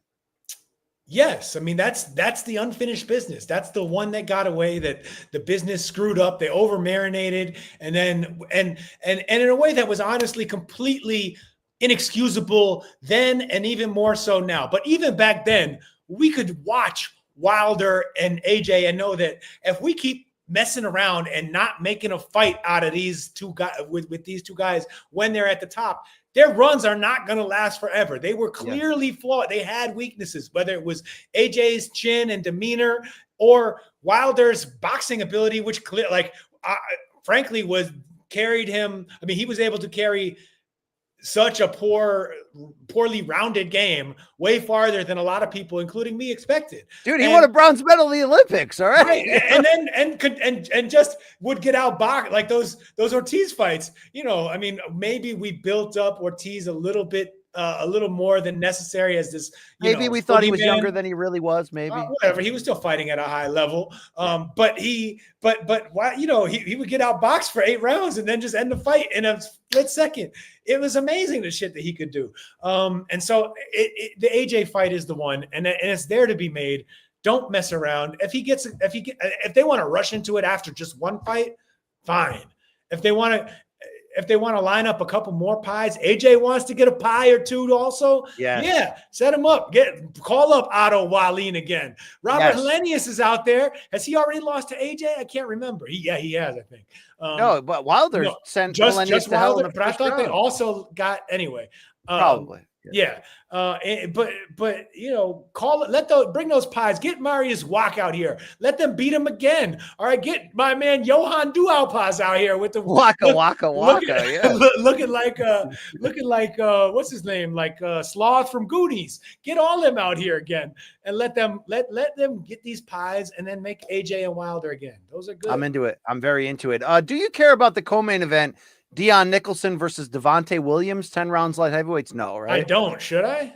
No. What about former Middle American Olympian Nico Hernandez, who left his unbeaten start in boxing to go the bare knuckle route? Yeah. He'll be taking on Ernie Marquez, 10 rounds flyweights. Is Ernie Marquez the the brother to Juan Manuel and Rafael, or is he one of doubt it. Raul's Is he? kids? I doubt he's related to Raul either, but you might know. Raul's your boy. Bro. All right, let me go deep on this card to ask you if you care. I'm literally talking about 9 fights down. There's a heavyweight that's going to have a 10-round fight named Gustavo Trujillo, who is a bare knuckle champion and fought in Team Combat League. I interviewed him last year. He'll be taking on, get ready for this, blast from the past, Okay. Latif Coyote. Whoa. I fuck he up, Latif? I fucking up, yes. Not to be Wow. confused with Yildirim's manager, I fuck your wife, or Sam Peter, who next? I fuck he up is back, brother. All right, I care. I'm in. Okay. Yeah, I care. Thank you very much. I hope Thank he you. fuck he up. Yeah, I mean, we got to find a stream for this Wilder thing tonight. Definitely do. Yeah, I will be because I heard it's $29.99. I didn't say a legal stream. I said a stream. Okay, there we go. For tonight, also, Quebec City in Canada, ESPN Plus until the Top Rank deal runs out. Christian Mabili, who's an absolute legit super middleweight, is going to go 12 rounds. Does he with ever walk Machi. out to that Lil Wayne song and Millie? Like Billy and Billy and Billy. Anyways. I don't know that song. He's going to take on noted journeyman to the stars, Machi Sulechki, 12 Hell rounds yes. for the vacant WBC interim super middleweight title. Will this get him closer to a Canelo fight? No, he ain't fighting Canelo. Canelo doesn't have time for that. Are you kidding? How Canelo's too old for that. He's looking for real. He's looking for money, man. I guess Billy would have to fight a huge ass name and win to like someone, and Billy would have to get whoever is supposed to fight Canelo next and beat that person in order to put his name. He basically has to find Canelo's Andre Berto and beat him to get the Floyd Turkey fight. said Shiraz or Eubank is next for Canelo. Well, next that's May. too bad because then Billy could beat probably both of those guys. Yeah. But I don't think he's going to get there. I don't think either of them is going to mess it up. Also, Shiraz, I'm interested in that fight with Berlanga he has coming up. I'm interested. Shiraz dumped Ricky Funes as trainer, man. 10 Goose, baby. I do like the Funes family. Yes. I like Christian Mabili. I'll be tuning into this. The co-main. This is a fun card, man. The husk of Maciej Sulецki. They got my man Arslanbek Makhmudov somewhere in there. The Lion. Yes, you'll be taking on Ricardo Brown, 10 rounds heavyweights. The co-main is Jose de Jesus Macias. Is that Nico's brother? Against Stephen Butler rematch, 10 round super middleweights. I don't see anybody else on that undercard that triggers the memory. Off TV tonight. Nah, you don't care in Philadelphia at all. Let's see if you care about Saturday night. Anaheim, California. YouTube history. DAZN pay-per-view. Yeah. And going head-to-head with UFC's International Fight Week offering of an Ilia Topuria title fight in a pay-per-view, it's Jake Paul taking on 39-year-old Julio Cesar Chavez Jr. 10 rounds cruiserweights. If you forget, Chavez took off 3 years until last year when he came back on a Jake Paul undercard and went life or death with former UFC middleweight Uriah Hall, who had one pro fight coming in. And I mean, he was in shape, but he was washed as shit, got the win, called out Jake. We've all said since this fight's been booked that it would have been great in 2021. It would have been like the perfect escalation on Jake's rise. Now it just kind of feels sad and weird and not what Jake's selling. But with all of that said, I'm sure you saw the face-to-face with Emma Mannix where Chavez basically accused Jake of being a roid head. Also, it was great where he's like, I'm the smartest person in the world. Like, oh. I'm a YouTuber. He's still got the good crazy eyes too. Oh, he's so good. Dude, you've seen the videos of him hitting the bag and stuff. Like, here's my real question though. Is it worse for Jake to mop up and knock out this dude and then everybody just go, dude, that guy a year ago was in a mental hospital in drug rehab? Or is it better for Jake? These are Mickey Rourke opponents. That Chavez overachieves, turns back the clock, fights the fight of his life, and we get like this competitive matchup. Obviously, a loss is really bad for Jake, but like, could you see this being competitive? Because the problem is Chavez lost to Anderson Silva at 46, legitimately, and then Jake, beat Silva a year later. Right. That doesn't bode well for Julio in this case. Can I see it? Yes, because Jake Paul is not a real boxer, right? He's an amateur who's staging these events against guys who know they're there to lose and, might even be being paid to lose. And it's all smoke and mirrors. I don't know what to make of it. So could Chavez Jr. somehow get into this fight and win it? Yeah, I could see that. I'm curious about why Jake, one of the things I don't understand about making this fight from Jake Paul's perspective is that that sort of conspiracy theory has been tagged along to most of Jake Paul's big event fights, where it's like, this guy, was this guy trying to win? Was this opponent actually trying to win? Was this person brought in and paid to lose? Are these fights fixed? Now, I'm not saying they are. I don't even think I'm convinced by that narrative, but it's there at every fight. I see social media talk about it after every single fight.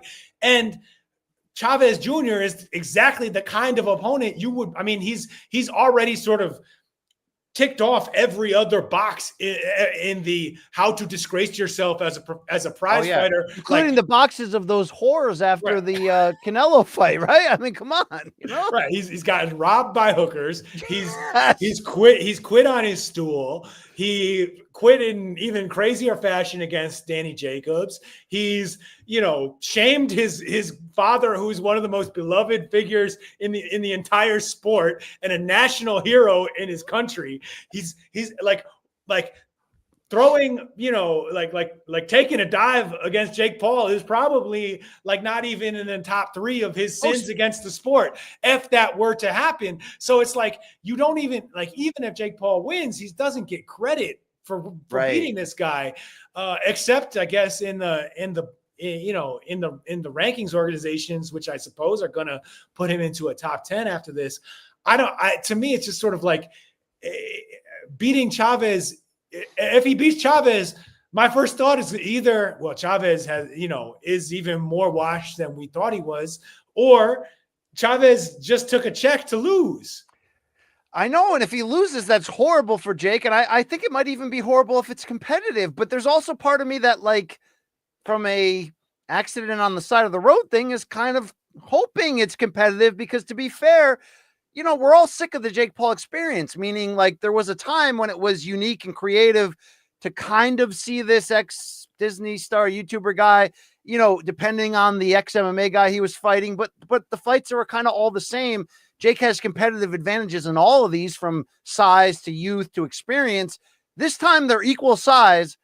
Experience, he's at a disadvantage, but there's that wash quit factor to Chavez. Shout out to Saul, the finest gutter cleaner in all of Louisville, who wants you to stay hydrated. He wants to support this podcast, but he wants to know, how excited are we? So legitimately, even if it's a morbid fascination, legitimately, how excited are you to watch Jake and Chavez on Saturday, or will you not be watching? Oh, I don't know if I will be watching, but I'm excited. I will watch it after the fact if I don't watch it live. And it's morbid curiosity is what it is, because Chavez, he's taken the Victor, or the late stage Victor Ortiz career, where you didn't know what was going to happen, but you just knew that VO was going to mess it up somehow, and that fans were probably going to take it out on him in some really sad and funny way, up to and including Pizzagate and Coach Haas having to jump in, attack the pizza thrower, and VO had a run of that was maybe only 2-3 years. Chavez has been doing it. His late stage Victor Ortiz career has gone on longer than Chavez's meaningful boxing career when he was a title holder and contender. Chavez is just going through these motions for the better part of a decade. And That's so how he pays his bills, right? I mean, come on. good for him. So there's always this question. Yeah, you want to see? I will be tuning in to see how this goes wrong. I want to see how the disaster unfolds. Dude, we know if he wins, it's like boxing Twitter Hitchcock will- in suspense. There's a dude right outside the shower holding a knife. I want to see how this bitch gonna get stabbed. Yep. Your Hitchcock is showing, by the way. Please, okay, cover that up. I took it out earlier and peed in the cup, and no one even knew. Oh wow! People don't realize you actually did that during one of our podcasts one time. Wow. A couple comments to get through here. This was Juan Manuel Marquez. Yes, drink that pee. Shout out to Nathan Timblin 36. Did you guys see Jake Paul rage quit on Piers Morgan? Did you see that clip? You gotta now. I'm interested though. I love to see when Jake Paul gets challenged by people who are from different walks of life and just don't care at all that he's famous, and they're like, "You are a clown. I don't understand why you're famous. Good for you that you have a lot of money, but I still don't respect you because how could anyone with self-respect respect what you do with your life?" And he's like, oh my God. Do you know he was like, Piers, I hate you. I'm only on this show to use you to sell this pay-per-view because I'm a businessman. And it was lame. I mean, it was pretty lame, but whatever. There was a similar moment when he went on Bomani Jones's show on HBO back in the day and also got clowned. Agreed. Let's hear from our good friend Salome. Chavez Jr. eating cereal in his undies while Senior looks disappointed is or was still peak reality TV, HBO 24/7. Amen to that. 24/7. Nothing has ever come close to those moments on 24/7. Except for Showtime All Access when Cotto put his head on Melissa's shoulder and said, "This is all I know," after the loss to Trout. That's the moment. That's the moment. Unfortunately, Barry Pepper was narrating it, and it wasn't my man Liev Shriver. All right, it doesn't hit the same without Liev. By the way, poolside bloke is right. The best win of Chavez's career, and maybe the one night where he actually did look legitimate, because him weight bullying his way to the title against Sebastian he was not tested. Texas forgot to test him. The Texas Commission was like, "Oops, were we supposed to do drug testing? Sorry." Remember the gunmen on top of the stadium in El Paso for that fight? But seriously, that was a 28-1 Andy Lee before he would go on to win a middleweight title over Matthew Macklin or over not Macklin, the other guy. Willie? No, he didn't win. The guy that gave Charlo the tough fight. Matt Vey. You know? Korobov. Yeah, who's now a trainer, by the way. I called one of his guys' fights on Showbox. Korobov, we talked about this last week or whenever. Nobody like Matt Korobov to like step into a title fight, look good for 2 rounds, and then like one of his limbs is going to fall out of a joint by the 3rd round. A shoulder, a knee, an ankle. It's happening. But you would agree that like he did look great in the Lee fight when he outboxed him and stopped him. He obviously looked great for a round and a half against Sergio Martinez when the Campion's knee would not respond. But, it's really been a comedy of errors since then. Just a straight up. Julio, he took the Campion's knee from him. It was that knockdown that created the knee injuries that he never really recovered from. Looked like trash and got a robbery win against poor Martin Murray in Argentina, and then got taken advantage of by whack ass Miguel Cotto. Does Jake Paul get the win here? Whether it's because of grossness, because of a silent agreement, as Teddy would say, like, does Jake advance to here? And if he does, are you going to be leading you don't care, but are you going to, will boxing be leading the charge to, okay, enough of this bullshit. Stop talking about fighting Gervonta. Stop talking about anything. Fight a champion, fight a real fighter, or get off my screen and continue promoting. Because by the way, he is doing a very good job in women's boxing, but where are we going to be after this? Is it going to be like, who cares? Let's move on. Good fights coming up. We don't need Jake, or what? There's no good answer to this. I think if we're talking about like how should this sport operate, beating Julio Cesar Chavez Jr. in this fight after the resume that Jake Paul has up to this stage, which is like he's fought almost no real boxers, lost to Tommy Fury, and Chavez is not a competitive boxer anymore either. He's been on the YouTube and MMA circuit himself for years. Like, this is no longer, I mean, yes, he was a boxer, but he isn't really one anymore. And so it doesn't, true that, bloke. You know it, you know me. But so, like, all of these, like winning this fight for Jake Paul should not lead to a clamor for him to actually get a title shot. Maybe he could fight a contender or a gatekeeper or someone with a little bit of experience to get a test. But we know this is all completely stage managed. And yes, I do think there are silent agreements in every single one of his fights. And I don't know exactly how they play out. I don't know like silent agreement being like, this isn't actually fixed, but we know how it's going to end. All right. And everyone is on board with that program, no matter. And so the thing that I'm skeptical of, there's no way, like, this has all been so carefully stage managed with training wheels on from start to finish, every step of the way. Would he actually get to a point where, because people want to make money off of him, and good for them, go get that money player, as Dwyer says, they want to, because the sanctioning body wants to get in on this, and they set up a fight against Badu Jack or against Zerdo, who obviously is, hopefully we get to talk about him too, fighting on his undercard and seems to be headed in that direction. Are they going to take the training wheels off at that point in time? Well, that's what I want to ask you. That's an insane thing to do. No, so don't do that. I want to ask you this. I've noticed something. As Jake has been making big moves in the promotional side, he's saying like he actively tried to fight Canelo, which you would have to believe is both a cash out and his way of saying, how do I make the most money? How do I go from Mike Tyson, which was a big thing, even though it was a sham, to how do I make the most money in legitimate boxing? And I don't care if I get beat because it's Canelo, right? It's an all-time great. When Canelo in Turkey double screwed him, he then was legitimately calling out Anthony Joshua, which was like, oh my God. Like, so it started to tell me he's ready to stop boxing. He's ready to cash himself out, commit to promoting, maybe try WWE because his brother's having huge success there. I don't know. Maybe try an MMA fight. Ramirez in the co-main event in an absolutely legitimate cruiserweight title defense against former champion Cool Ranch Dorticos. And every time he's asked, he's like, yeah, he's on this card for a reason. I could see myself doing that. Do you believe that he wanted Tommy Fury? Tommy Fury won't fight him.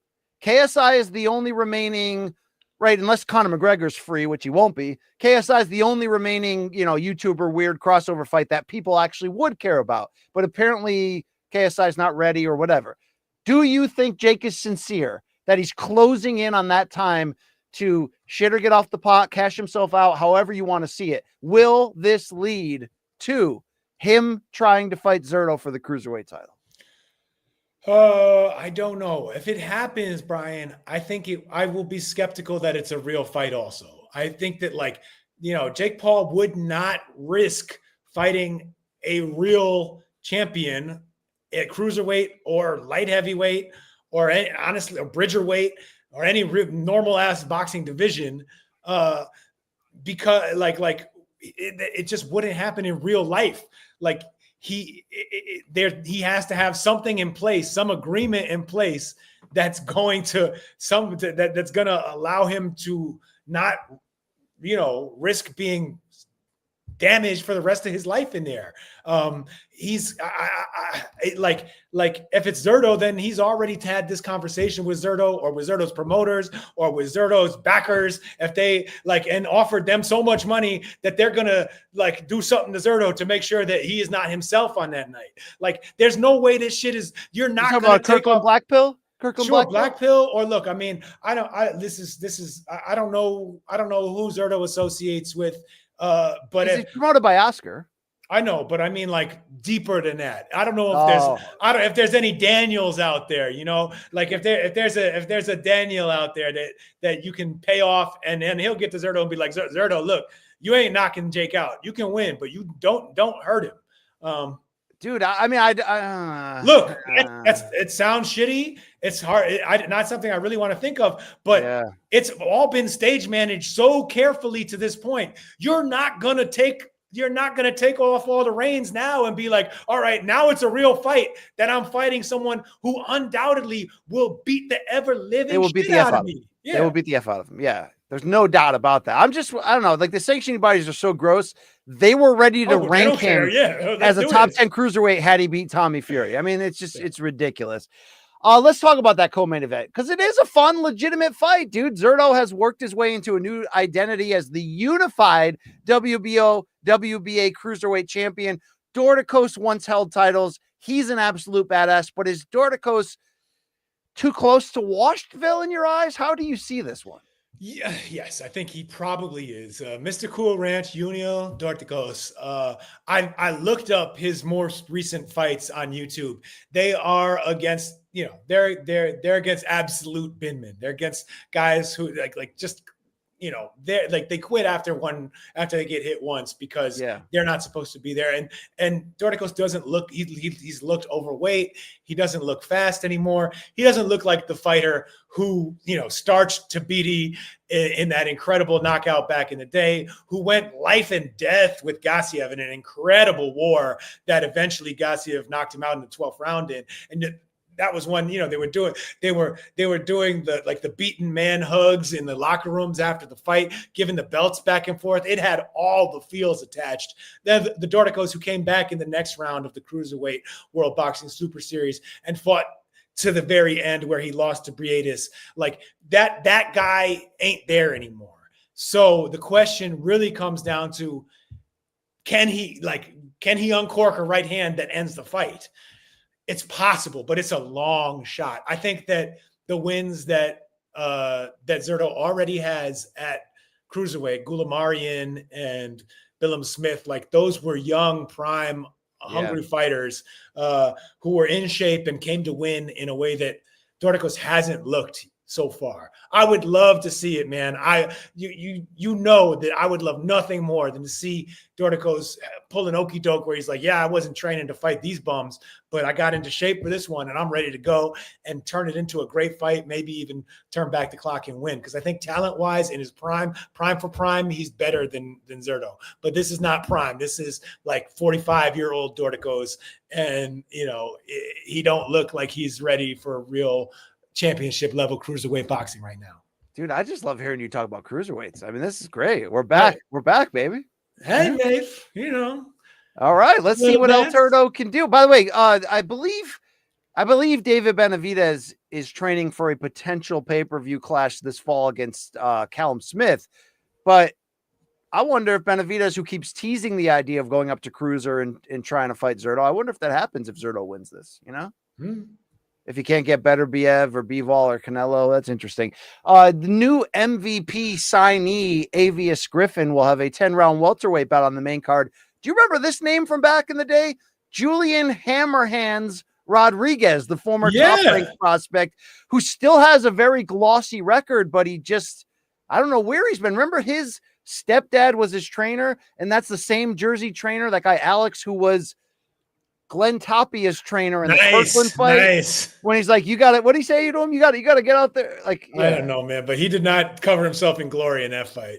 He's like, was he call him Kid Jersey or something the whole time? Oh, yeah, man, that's bad. Yeah. Julian Hammerhands Rodriguez. Let me look this guy up, see where he's been here. I get him mixed up with that whole crew of top-ranked guys who never really panned out, like the Adorno brothers and Elvis Rodriguez. And All right, so Julian's 30 years old. We knew him when he was like 19, 20, looking to be the next thing from North Jersey. He's 23-1 with 14 KOs. The only loss was in 2021 when he fought Jose Pedraza, and he got stopped, or he retired in the 8th round of that fight. Since then, he's won 2 fights, but he did take off 2 years between 21 and 23. I don't know what happened to him, if he just hit a certain point. Because he did beat Jerry Belmontes. Remember that guy back in 2016. They just looked like he never made that. Where Belmontes deserved to win, because Belmontes got robbed a couple of times. I forget. He did. I don't remember from let me keep this moving, because Brian, I don't care. I don't Yeah, care yeah, about yeah. this guy's comeback. Thank you for saying that. There are other crappy fights in this weekend that I do care about. So All right, one of let's those keep it is moving. probably not Boxing Hall of Famer and former UFC champion Holly Holm fighting Yolanda Vega, 10 rounds female lightweight. Yolanda Vega. Is she doing the lottery? I don't know, but You don't know, man. Their face-off got me a little jiggly there. I like that. Oh, anyway, Floyd Schofield, after not fighting Shakur Stevenson, will take on Tevin Farmer, 10 rounds lightweights. Dude, this is actually an interesting fight. I really do care about this. I think it is a very good fight, but I am distracted by caring even more, Brian. I don't know if you've listened yet, but Kid Austin and Dad Austin were on Chris Mannix's podcast with Sergio Mora this morning, giving the craziest just wild out of this park paranoia conspiracy excuse shit. You gotta get as the preeminent conspiracy theorist in boxing today, Brian, you got to get him on Morning Combat or on the BCX and really dig and get inside the conspiracy box with them, because they're talking about what went down in Saudi and they're like, look, we can't say too much because of the lawyers involved. But and the dad is saying kid was definitely poisoned. I've seen the toxicology. They said it was some bad mushrooms. No, it wasn't. Somebody slipped him a Jimmy, and they're trying to tell us. They're trying to tell us that they can touch us no matter where we're at. There's even inside Saudi, but they don't want us to say anything about it. Yeah, what murder? Sorry, wrong button. Of course. He was the best guy around. What about the people he murdered? What murder?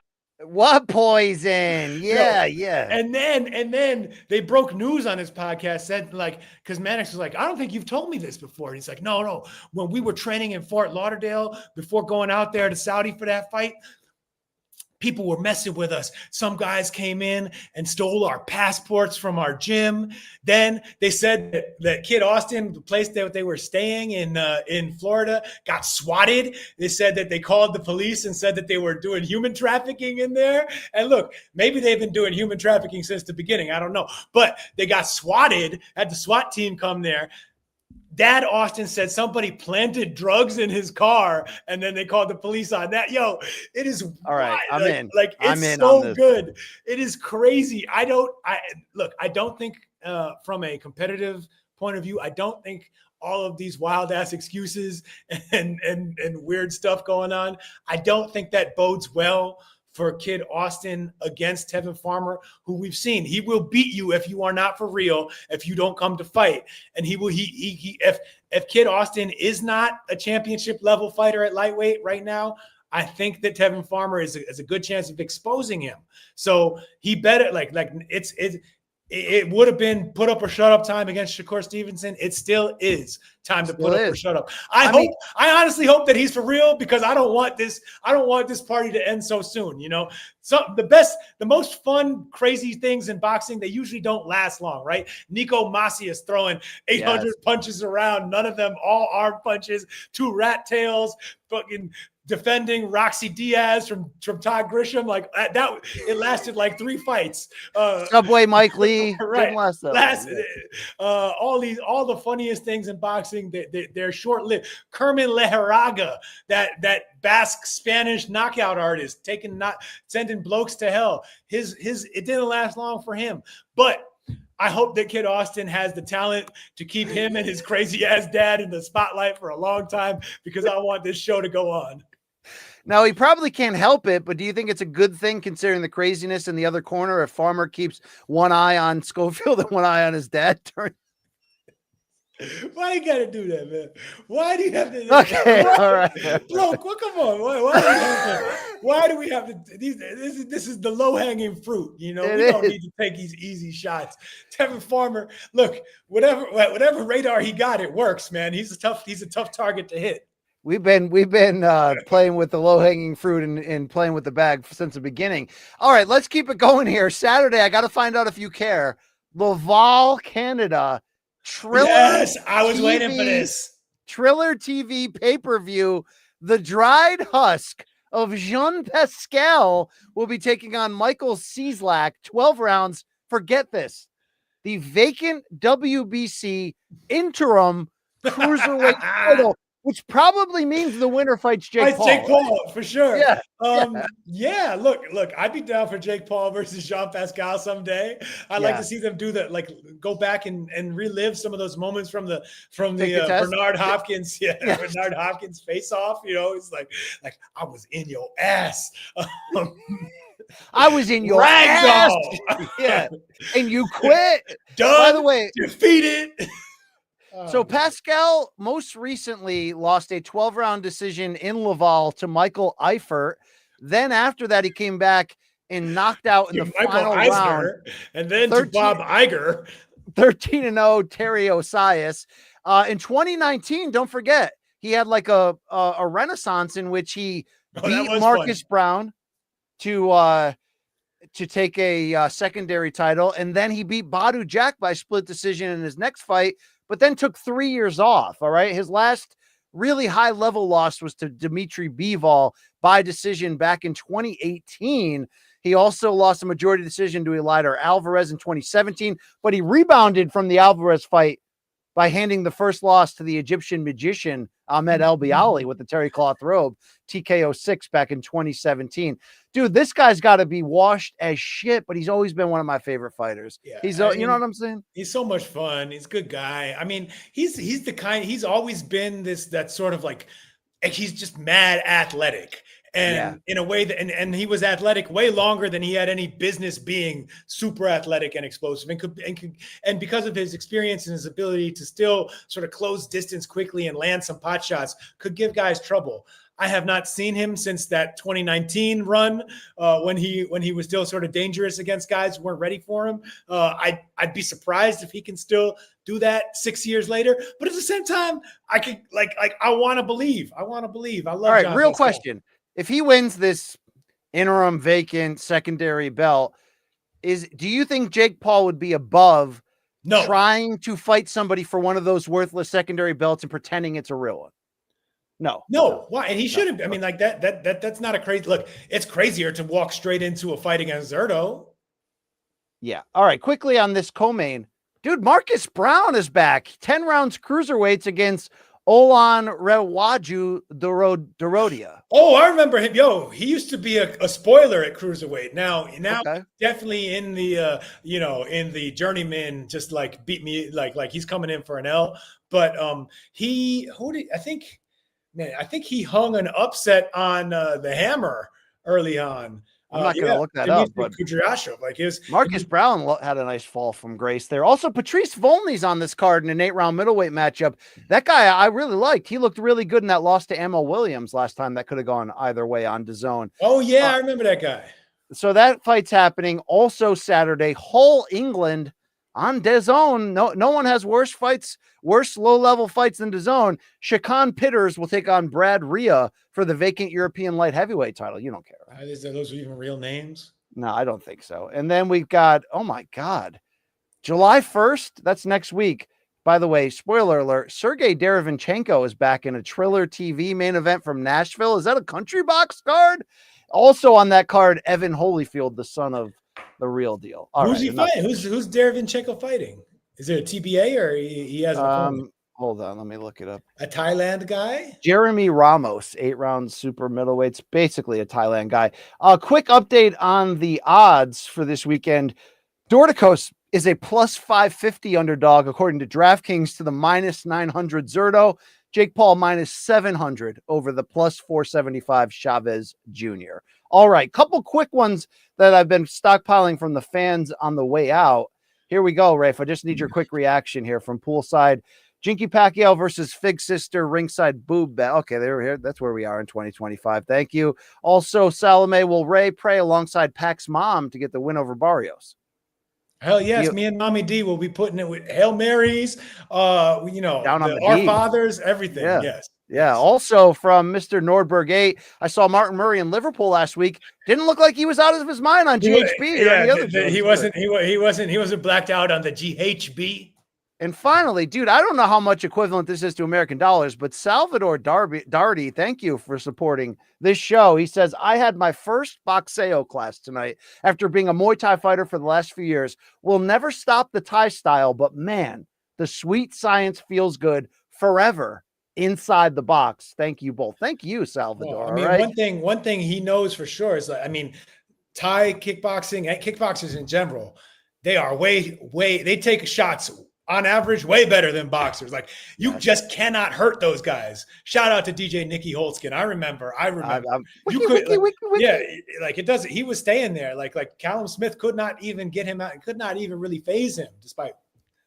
All right, I've got to get to a meeting. It was fantastic getting inside this box for a couple hours with you, Rafe. Thank you for being flexible as I had monumental homeowner issues this week, but you know, it happens, right? There was a crane dug up my whole front yard. It was great, really. You know, it was great.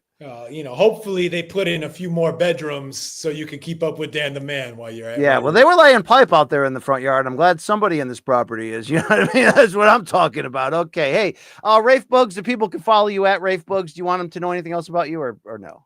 Maybe your books. You write books. Oh, I did write some books. Yes, I wrote books. You can read them. They're pretty good. Yeah. All right. That's Rafe Bartholomew. If you don't you can turn off your station. Will we be back next week to recap all this? I mean, probably. All right. For Rafe Bugs, seriously though, thank you to everybody for supporting this podcast. We appreciate you guys. We do this for the love of it, for the fun of it, for the giggles, even the shits. Okay. This even that is for the lover of box. It is. Let me lick you up. Oh shit. Let me lick you down. Turn on, baby. Let me. Oh yeah. Biatch. All right, hey, we'll close the show with the best outro that they got in podcasts today. Peace out. You're the best. Thank you.